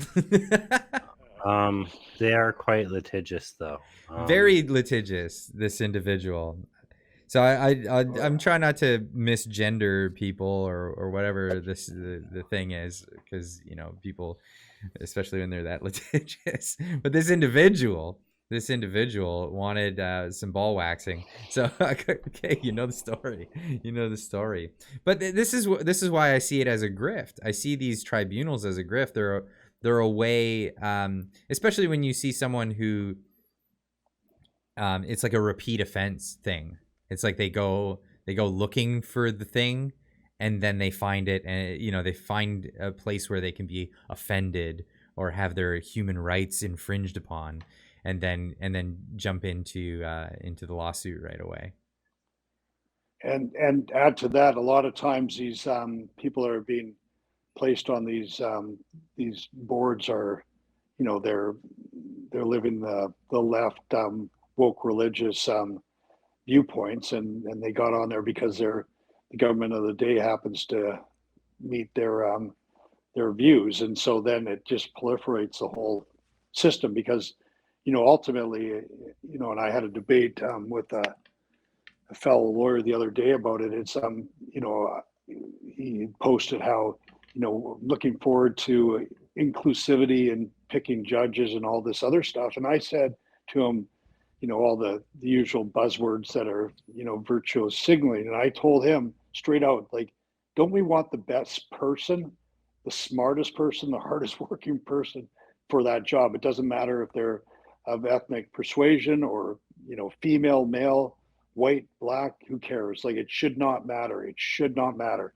because what we need to do is ensure we get the best person in that's pragmatic, hardworking, efficient, making good decisions, and that's ultimately, you know. And the problem is that, you know, with this new woke religion, is that sort of falling by the wayside in in some areas, including, in my professional opinion, some tribunals, and they're losing focus on, you know, what we want. And I think society just wants neutrality, and they want reasonableness, and they want objectivity. They don't want, you know, somebody's you know, colored vision on what's right in society to be, you know, tainting any decisions. And I think I would speak for the vast majority of Canadians that would say the same thing as I'm saying. But unfortunately, you know, and I blame the conservative movement in Canada for doing this. They've lost, you know, they've gone asleep at the switch, and they haven't,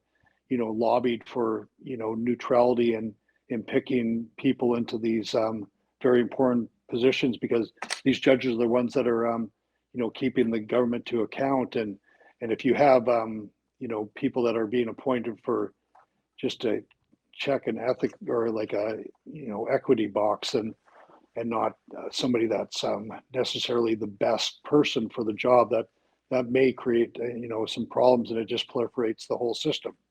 Yeah, well, I think this grift has been around a while, and pushed on the conservatives as well.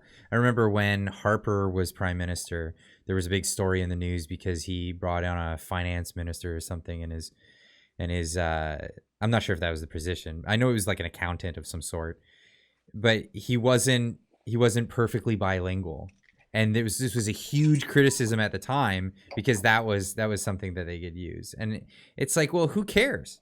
At the end of the day, if he's just a bean counter, I hope he's the best bean counter. If he doesn't speak any French, you know what I mean? That's fine. We have translators and stuff for that. This is how it works here in Canada.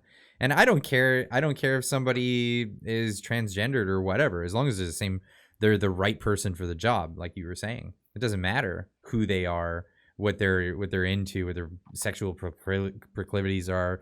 That doesn't matter. But yeah, you're right about that in saying that we should be hiring the best person for the job. But instead, we're trying to get people in because of whatever reason. The reason du jour back then was, do they speak French enough? And now it's like this woke ideology crap, and it's not going to get us anywhere good. But there is some excellent people that meet those equity and inclusion boxes. I mean, Sure. two individuals that I practice law with, both of Asian, male Asians, or got appointed to the bench in the last few years, and they're absolutely awesome people, and they deserve it totally. So there are, it doesn't necessarily mean because they're picking a person with, a certain equality or, box checking exercise that they're terrible, but it just makes it more difficult to find them if you're like focusing on, whether they're the male or female or a transvestite individual or whatnot. It just makes it more difficult to find that right person. Instead, they really should stop doing that and just go back to the old system where they just pick the best person for the job. And it doesn't mean that, by doing that, you're going to only get white males into everything. No. That's senseless. That's the old woke religion argument, but it's not going to happen because nowadays, I mean, you look at, let's use law, for example. I think over 60% of the law students are all females. So right away, you're losing that white male thing. And then similarly, you've got a lot of diversity in the community, like in British Columbia, or sorry, in Lower Mainland, it's over 50% are consider themselves minorities. So it's going to happen by attrition anyway. So you don't have to push it through this Well, this woke exactly. religion. Exactly. I think it's a double-edged sword though at the same time, right? So when you push for this, when people actually get themselves a position based on their actual aptitude and ability in this, you'll get people questioning, "Hey, is there did you get that job because of this woke ideology? Were you actually qualified for it?" Well, it's the fact that whole system exists that it's the soft bigotry of low expectations, right? This idea that comes about, and it installs this idea in the back of people's heads. Well, is this person actually the right person for the job because they're an ethnic minority? When it shouldn't be even questionable. It should be, yeah, of course, that's why they have the position. Hey, can I ask a question here? Yeah, go ahead. Something that I've noticed is that when it comes to our judicial systems, it seems like there's two standards um, where people are judged, and it seems to be revolving around a basis of whether the punishment will cost the state or it will profit the state. So essentially, what I'm saying is, if a if somebody's the punishment for doing a crime costs the state, then it's more likely that the judge will go by the notion that you must prove them guilty beyond reasonable doubt, and it's better to let 10 guilty men go free than to have one innocent man behind jail. But on the flip side, when we have fines and fees and everything else get pushed through our court systems, we have all of those cases instantly. It's just procedural. There's no challenge to it or anything. It seems like there's a two-tier system. Is that based off of the judges that are presiding over these cases, or is that based into our actual laws themselves?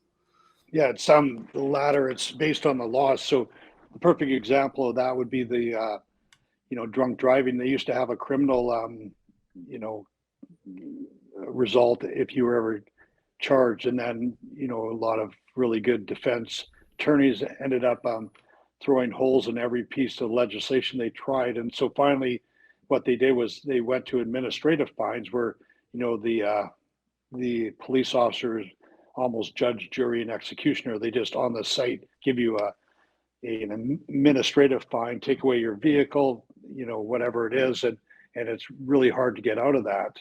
So basically, the criminal justice system has a lot of checks and balances, and that is one place where the Charter of Rights and Freedom is fiercely upheld. In terms of giving prisoners rights for some reason, as opposed to people in the freedom convoy where they get no rights, or people that are crossing the border and getting quarantined when they come back during COVID get no rights. So it's sort of a weird system. But in order to avoid the very strict measures of the charter, the governments of the day legislate administrative fines, which are very easy to impose and very easy to uphold, and very easy to collect. Like, give an example of British Columbia. If you get an administrative fine nowadays, ICBC can take away your driver's license or not insure your car until you pay up. That's how crazy it is, but it works for the government, and there is some value to that, because then you're not getting run through the criminal justice system, or you're getting a fine, which is not great, but at least you're not getting a criminal record or having to hire a lawyer for a lot of costs just to fight it. So it just becomes an administrative thing, I guess, at that point. So Yeah, the it's administrative fine. Yeah, and those ones are, the standard of trying to overturn them is way higher than if you were trying to defend yourself in a criminal proceeding. Oh, so essentially it's like a if this then that, if the police tags you for speeding over this much, this is the administrative fine that's issued to you. SOL, you really high standard to try to fight and win against that. So they just really don't bother. Kind of is that what you're getting at? Yeah, and they're even making inroads, or they're trying to suggest that it's an automatic penalty. You can barely like nowadays. What you can do is, if you don't like a speeding ticket, you can dispute it, and then you can show up to court and say your piece. And if the police officer doesn't show up, great for you, because you just won on the cop don't show defense. And if he shows up, you hope you have a judiciary that's really nice to you, because you're probably going to lose. But they're trying to move towards a system where it's automatic. Once you get it, you have to write into somebody random and say why you shouldn't get it. Well, how's that going to work for you? Like, how many of those are going to get overturned? Probably very few. So, and then if you wanted to, as a lawyer, say that that's unconstitutional, it would probably be upheld by the court as being a reasonable compromise, because the alternative is that what if they gave you a criminal charge for driving 10 kilometers over a speed limit? Well, then then all the checks and balances would come into place. So that's the advantage for the administrative fines for the government. And as long as they're not deemed punitive in nature, they tend to be upheld by the courts. Right. Even the ones with the COVID where, an individual, didn't have use a ArriveCan app, or, didn't have the proper vaccination papers when they showed up and or walked out without, going to the Trudeau jail, they're getting $6,000+ fines. And, from what I understand, those, no one ever was successful in arguing that was punitive, when it obviously was. Like, $6,000, come on. So those fines, when it comes to COVID-19 not going along with the procedures or whatever, and they got handed out, a whole bunch of those got handed out. I heard about that in the news a little while ago. I haven't heard much recently about it, but there's so many people who just refused to pay them, and that was that. Are they going to withhold people's driver's licenses or their insurance based on that? Can they do that? They can, but if it was a provincial offense. But if it was a federal offense, they could not. But as I heard the stat even last week, I actually looked it up. I don't know why, but it's only 3% of the fines were ever paid by British Columbians. Good on BCers, man. Yeah, good on them. People said no, but I don't know if that's the end of it, because the old the government has in place a number of ways of collecting. When you go to renew your driver's license or your insurance, you might be faced with this hefty fine before you can do that. Yeah, see, I Hopefully not, but I remember how it went. Like, we had it so easy in BC. Like, I heard really horror stories coming from out east in Ontario and Quebec, how things were, and all over Canada. But in British Columbia during the pandemic, people, I call them hypocrites, right? In BC, because you have all these people when it comes to environmental, they have all the bumper stickers, but they don't care really. They're throwing their litter out in the woods when they go camping and doing all that stuff. But they've got the sticker on their bumper and they feel good about it. And they wear, I don't know, they wear patchouli oil and stink up your house if they come in. But like, there's all these people that say things and they say all the stuff. They say all the words that they're supposed to say, the platitudes, but then they don't actually follow the procedure. And people in BC, they're outdoorsy people anyway. So people just hung out outdoors, and it was like almost nothing changed for so many people's lifestyles and what they do. I know there was issues on like chairlifts and stuff at the ski hills, but some people just ride their bikes and they just went on the trails. They're just whatever. I'm just going on the bike trails, like always. I know that's how it was here where I live, and it was for the most part not a non-issue. I mean, for the first month or two, everybody kind of was still actually like fearful, but then it kind of wore off, and they wore the masks when they really had to, but then it all came off. I don't know. What was your experience? Yeah. Well, I'm going to tell you, my wife and I started traveling in April of 2020, and we got ostracized by a lot of our friends and the media. I got a good story about that one when I was in I think it was February 2021.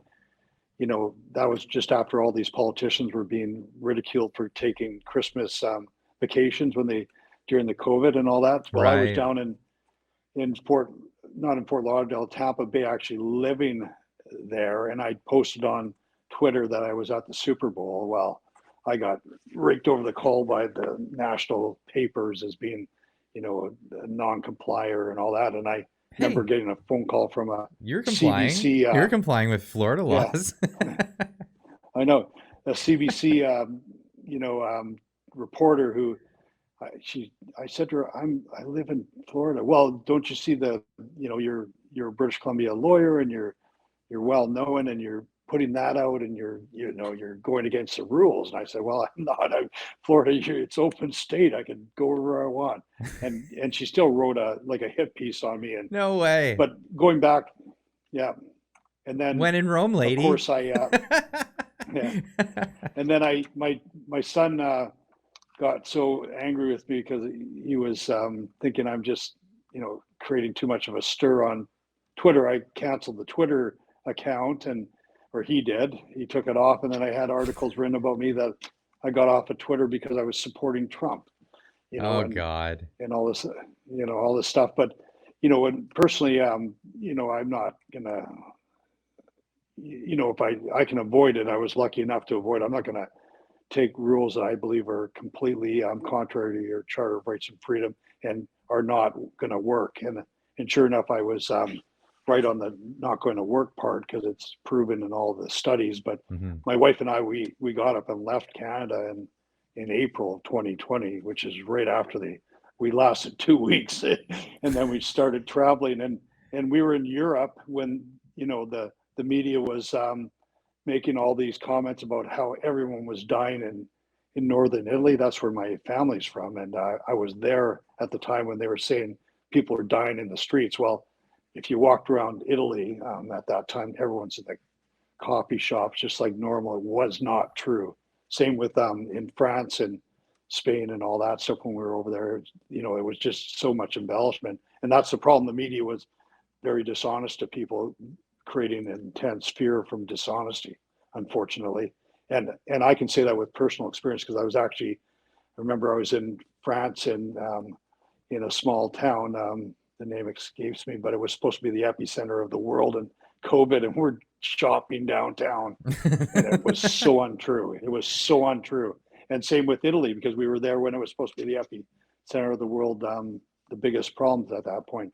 So you could see how the media were really exaggerated things, and that's what ended up us getting to Florida because we loved the thought process of Ron DeSantis, who said, no, let's just everyone rides it out, and we're not going to restrict people, and it's going to be a free state, and so that's why we moved down here because I just feel like Canada as a whole, even before this and even after COVID, is really moving towards a totalitarian regime and taking away freedoms and rights. And I'm fortunate enough to be able to find an alternative than living in Canada. Yeah, two weeks to flatten your ambition of living in British Columbia or in the rest of Canada. No, I get it. And there's a lot of people that took up the same opportunity as you did. And, there's some criticism from some people. Like, I know Viva Frei got a lot of flack for leaving and moving to Florida. I don't see why. I know I'm staying here. I'm staying here for the fight and see what I could do. But I know if it gets too hard, I might take an opportunity if it was presented to me. So I mean, I don't throw out the shade that other people throw out. But obviously, being able to walk around freely during the pandemic, which it's an interesting thing because at the end of the day, Ron DeSantis and all these other people that pushed for just having it open and not having the lockdowns and not subjecting your children in school to this terrifying thing with the masks and all that stuff, they turned out to be right. Where are the apologies? Exactly. Where are all the apologies? Yeah. Where are all the sorry, I know we put your people through all this stuff. But we were, we thought it was, but we were wrong and we apologize. None of it. None of it. There's no backpedaling. Just on to the next thing. Now it's climate change. We need 15-minute cities. They didn't even skip a beat. Yeah, it's about control, I ultimately believe. But, in Florida, I already said that, according to the Ron DeSantis and Maxime Bernier, it was like 1.2 million moved down in 2021, primarily from Ontario, Quebec, where they had curfews and severe lockdowns. Like, I remember standing outside a political forum that I was going to see a well-known fellow named Donald Trump, and there was we were in a massive lineup, and somebody was asking me to join the Republican Party, and I said at that point, I can't. I'm just coming to see what this Donald Trump sounds like in person. It's sort of cool. Well, everyone was. I said I'm a Canadian, and then all of a sudden, like the whole lineup was Canadians. Like we're talking hundreds and hundreds, if not thousands, of people. And I couldn't believe it. Like everyone's like, "Who's a Canadian?" Everyone put up their hand. Oh, and wow. then you see in these rallies with Ron DeSantis going, "Our Canadian friends," and then you hear this massive cheer. So it's a lot of people, and of course you don't want that to come out. And even Maxime Bernier, I was at a dinner a number of months ago with him, and he had indicated he moved his family to Florida. So here's one of the major political party leaders, and he moved his family to Florida. Like, what does that say? So it's terrifying, though. It was just well, yeah. Here's the thing that's terrifying about that. That's an entire million voters that aren't in Canada. Well, I guess you can absentee vote from Florida, and I hope they all do. Not sure what'll happen with any mail-in ballots. I mean, we've had some amazing elections as of recent around the world. Very, very promising. Still don't know when there's going to be an election here in Canada. They keep teasing it, saying, "Oh, it was going to be in the fall last year. That never happened. It's going to be in the spring this year. It never happened." Do you think exactly. Do you think they're going to wait it out until 2025? Do you think that's kind of where I'm thinking they're going to try to do it? They've got power. Why would they let go of it? Oh, they won't be unless the polls flip, and then and it looks like the Liberals can do better. Then they'll immediately call a snap election. But while the polls are, in the Conservatives' favor, they're not going to call one unless the only way is if the NDP were to do a non-confidence motion. But good luck with that. I mean, the problem is that Mr. Singh has got inordinate power they would never have otherwise. So why would he give that up? Well, he's the only one keeping the government afloat right now, because without Yeah, him, it would be going to an election. It'd be no confidence. yeah, but you see his point though, and I don't blame him if he just went off into the the third tier of the government. He'd have virtually no say, maybe a little committee say. Why would he give up the power Oh, unless he did something right for Canadians? And the difficulty is the NDP voters haven't punished him for doing that, but yet, maybe they will at some point. yet, I think Jagmeet Singh has really done damage to the NDP voter base, because I get it. Like, there's a lot of people who end up voting for the NDP. I don't agree with the NDP, but I do have a lot of common ground with NDP voters. Right? I'm a working man. I'm blue collar. I've always worked in industry. I haven't been a union member, but I do work alongside with a lot of union guys, and I have for a long time. Uh, so I get where a lot of these people are coming from, and what the things that they get promised by, you know, before it was Jack Layton and now it's Jagmeet Singh. I don't think he's sold people on it anymore. In fact, if anything, he sold out, and he sold the image that he's a total sellout, and that his party will flip on the average people. Look what's happening in BC with the nurses unions. I had a fired nurse on a few weeks ago, Corrine Maury. You should really go back and watch that conversation. But she was talking about how the NDP getting together with the unions, when they all got fired and COVID, all this stuff was going on, they left. The office building was just empty. There was like people taking leave of absence, resigning, all this stuff, just leaving. And apparently, when they're all trying to file grievances, there was nobody. They just weren't even listening to them, and they still aren't. Or they took the side of the government and saying these COVID vaccines are great things and take them and shut up, that type of thing. But the bigger thing with the NDP government that sort of I don't understand at all is that how do these labor people still vote for them when they're in bed with the radical left wing agenda and the environmentalists? That's not union workers are middle of the road. Let's get fair equity in wages, and we should have our rights to this and that. That's the type of people they are. They're not the wokesters and the radical left and the environmentalists. So I just don't get the connection. And if you look in the U.S. politics, the unions were largely voting for Donald Trump, and he's so-called white, extremist. When he's the union So how does buster that candidate, figure? right? Yeah, That's what they go after him for. Well, I think the connection for exactly. the NDP was because they had a strong tie with unions, and then unions were known as the people, the savior of the working class, which I don't necessarily agree with myself. I've I've I grew up in Motor City, and I remember watching what the unions would do in Windsor, Detroit, and I wasn't a fan of it, and I wasn't part of the club, so I didn't get any of the benefit of being part of that club. So, yeah, I just never really jived with the unions, but I can understand why the unions would, and the union bosses would, propagandize their own people or tell them, hey, these socialist ideals, these are what we want, and this is what's going on. And I know a lot of guys, they bought into the rhetoric. So the rhetoric was they're going to help you out and they're going to do all that stuff.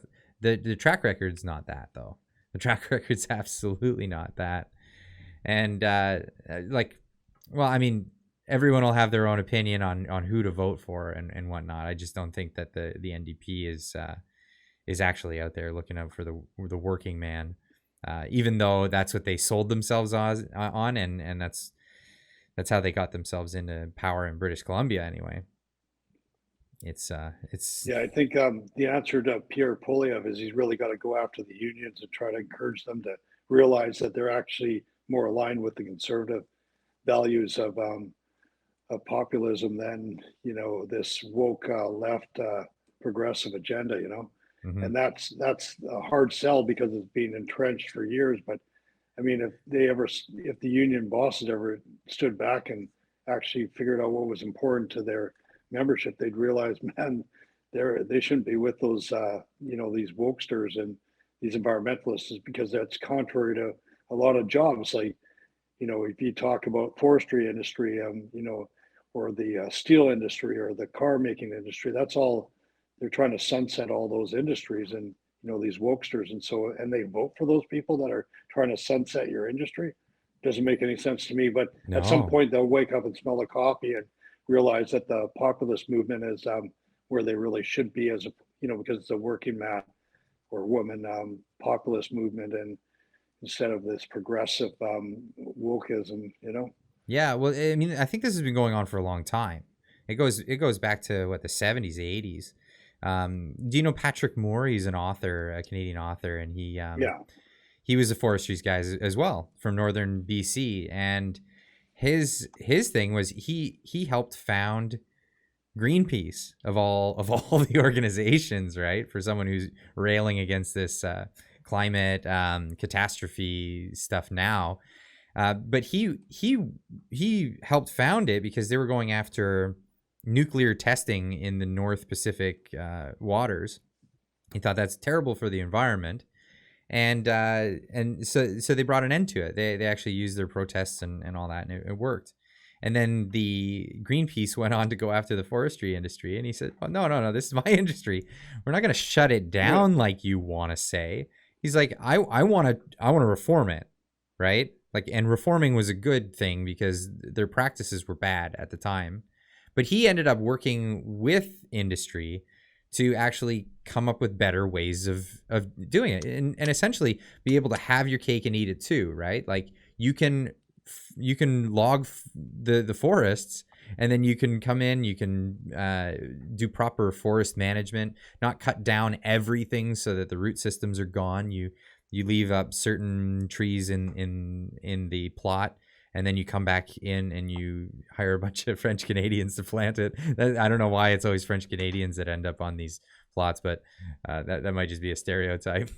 my logger buddies call them the smellies, but yeah, the tree planters, they go in there, they do their thing, and it's smart. It's smart, right? It's good because then you can go back in no time and log it again.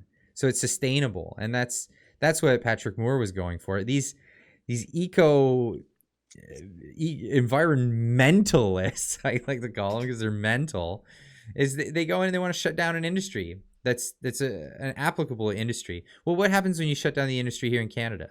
Well, they go right into the Brazilian rainforest and they chop trees down there. Exactly. My history back in the forestry days was I joined Greenpeace for the exact same reason you just mentioned. Like, Okay. it was at that point, it wasn't like a whack job organization like it is nowadays, Mm-hmm. but it was like I was always an environmentalist because I grew up in the in the bush, basically, and then I got disillusioned very quickly from when they went crazy, and then moved on from there. But and that's the thing with forestry, was always aligned with environmental movements. It wasn't. It was never like against them, and now it's heavily against them. So so the environmental movement has definitely evolved negatively, I think, towards protectionism as opposed to encouraging a robust environment. Well, I think they've shot Unfortunately. themselves in the foot. I think there's a perfect opportunity happening right now for a new environmental movement, because the environmentalists have all shifted, like the crazy lefties in the environmental movement, they've all shifted to climate change. This catastrophe, that's just around the corner, that's been around the corner for 50 years and has never showed up, and their predictions have been wrong over and over again. They're full bore into this. It's the Greta Thunbergs, it's the World Economic Forum, these types that are pushing so hard into climate and telling people that they need to change their way of life and expect everything in their lives to be a little bit worse in the future, and just get used to that. And people are not very receptive to it. They're not keen on paying high carbon taxes for to tax the heck out of you just to change the weather. Possibly, maybe, don't know, it might work out. And I think there's a perfectly good opportunity to jump in there and say, no, we're a new environmental group because we actually care about the environment. There's pollution going in. These efforts to save the climate are actually detrimental to our environment. We should put a halt to what these people are doing and actually clean up drinking water. We should have better waste disposal. I mean, we could absolutely get into burning garbage with modern catalyst technology and get energy from it. You know, we can make a whole energy sector out of this. Is innovation. And I think what's attractive about it is this idea of, yeah, there's a problem and we're coming to the table with solutions, not just gripes. It's not a grievance culture. We could revitalize people's ambition for a clean environment and do it in a smart way by bringing people into prosperity, not the other way around. This whole climate stuff is going to just breed more poverty. Exactly. Well, the one interesting thing about the forest industry and other industries, you might have heard Biden's State of the Union speech yesterday, but he announced that for any federal projects, there would be no, it's all going to be American, like American lumber, concrete, wires, everything, you name it, it's all American. Well, what do you think that's going to do to the Canadian forest industry and steel industry and concrete industry and all those things? That, it's a massive multi-billion dollar hit to Canada, and yet you've heard nothing from the media about it. But it also ties into this protectionism of the the left and also the federal Trudeau government. They're talking about having 30% of all the land based preserved, which is insanity, because when I was in forestry back in the 80s, I remember the magic number was 12%. Now it's up to 30, and then even they're talking about eco diversity on the coast, where they're going to close down 30% of all the waters from anything, and that's a pretty big protectionism. And my cynical self says that the reason why you haven't heard Canada squealing bloody murder after Biden just announced that the North American trade agreement's pretty well done, because they're not going to buy any Canadian products anymore for federal work jobs and so forth, just tells me that there's something more sinister there, that maybe these governments in Canada are very happy with having this lack of ability to export their materials, because then it'll tie into the protectionism they're so much looking forward to having. That's unreal. Because I remember when Trump threatened the steel industry, and that was all over the news. It was immediate. You can't do that. You wouldn't possibly do that. That's not allowed. And the prime minister freaked out about it, and everybody freaked out about it.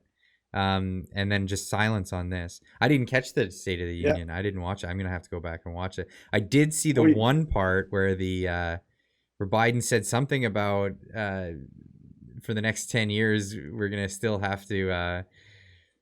We're still going to need oil and gas, and the Republicans are erupted in laughter.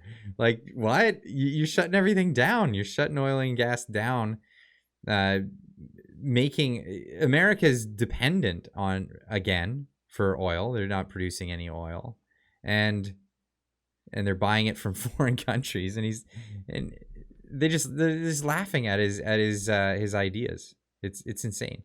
Yeah. So this is what he said. Buy American has been the law of the land since 1933, but for too long, past administrations have found ways to get around it.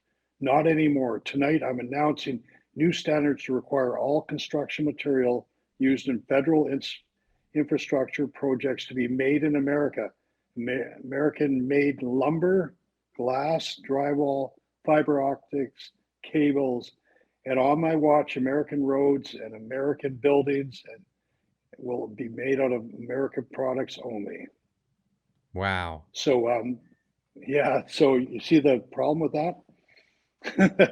Yeah, it's protectionism. We're talking like, well, bigger than that. Canada has, what are they, 20, 30, 40, $50 billion, whatever the number is of goods going south. Now there'll still be private people that can buy it, but, the federal government is a huge client for everyone because they spend so much money, like trillions of dollars. So Yeah. suddenly, the lumber industry and the concrete and steel no longer can supply any of these federal projects. That's you think that would be first front page of every newspaper article, and Trudeau would have an emergency meeting with somebody, but no, nothing, because it was Biden. If it was Trump, you're right, it would be all over the papers how he's such an evil person. And that's the sad thing, and I mean, it's trending on Twitter right now, but that's about it. But it'll be gone the next day. Who cares, right?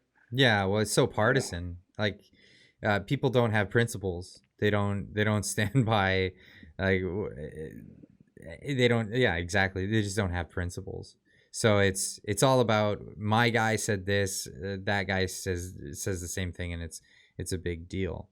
And this is what I hate about government. It's the government's been getting so large and so powerful, whether you're in the United States or in Canada, that you always have to vie for your guy being in. And then it becomes this, like, well, 50%, 51% of the public gets to rule over the 49% of the public. And the tyranny of the majority sort of idea here. I want to go back to a day when it didn't matter who was in office. You had rights. You had civil liberties. You had all this stuff, and it didn't matter because it was inconsequential. Exactly. That's the problem. But I don't know. It just seems like it's so divisive nowadays that, people, like, we used to think back in the day where you would be, not necessarily agreeing with somebody, and you would still see the value in giving them rights and freedoms and all that stuff, even though they may not be on your side on, the political spectrum. But nowadays, if you're not buying into a certain agenda, you're garbage. Basically, you're not even a human. You deserve no rights, and that's the sad thing about our society and where it's gone.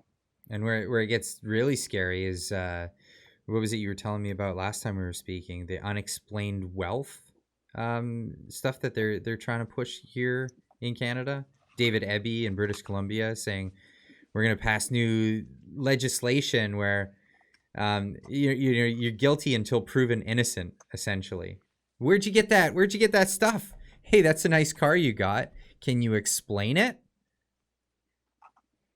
Yeah, and so what he's done there is, assuming he goes ahead with the legislation, and as late as the Crown speech the other day, he mentioned it again. So what happens is if the government, reviews you and believes that you might be involved in some untoward action or money laundering or whatever it might be, they can just seize your asset without any, anything.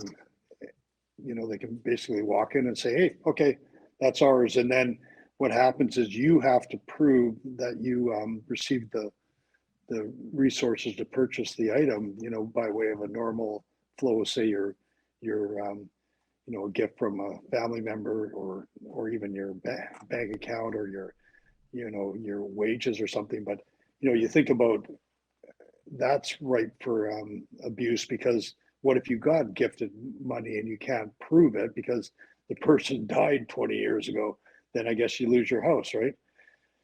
And the thing is it's going to be a targeted, it's open for, abuse. So if you're a political dissident of Mr. Eby, and, you don't follow his socialist views, he can target you and then suddenly put you into a world of hurt where you have to hire lawyers and head off to court and hope that the judge sees it your way, or you lose your life savings in your house. And so what it's done is it's eliminated, eroded, property rights. You no longer have property rights, undermines the presumption of innocence, and circumvents the right that shields people from unreasonable search and seizure. So all these fundamental charter requirements are taken away. And you know, the other thing I mentioned is that, you know, the UK, you know, they tried to do that a number of years ago, and it fell miserably because they realized it was such an intrusion into people's rights that they took it away. So let me hope that Mr. Eby sort of wakes up one day and realizes how, you know, how draconian this is and how ruthless it is. But unfortunately, I'm not sure if I have any hope in that. Oh, yeah, so it's up to him to have a little bit of decency and not impose this racketeering, essentially. Like, to me, it sounds like a mafia move, right? It sounds like, oh, hey, I like that stuff you got there. Yeah, I'll have to take it if you can't prove to me that you didn't get it in some legitimate fashion, according to who? Me. You know, I'm the one who decides whether or not that's a legitimate way that you got your money. I mean, and this could be any property, right? This could be a car, this could be a house, it could be a boat, it could be a bank account with money in it. What are the limitations? Is there limitations on something like this? Oh, I lost your audio. Oh, your earbuds died. Well, that ended a little abruptly thanks to some technical difficulties, so sorry about that. But that is the nature of things when you're having these conversations with people remotely and places where they are. But I want to thank Wes Mussio for joining in this, and I want to thank you guys for joining us in this conversation and getting these ideas out there. And, well, we'll see you in the next one. Keep on trucking.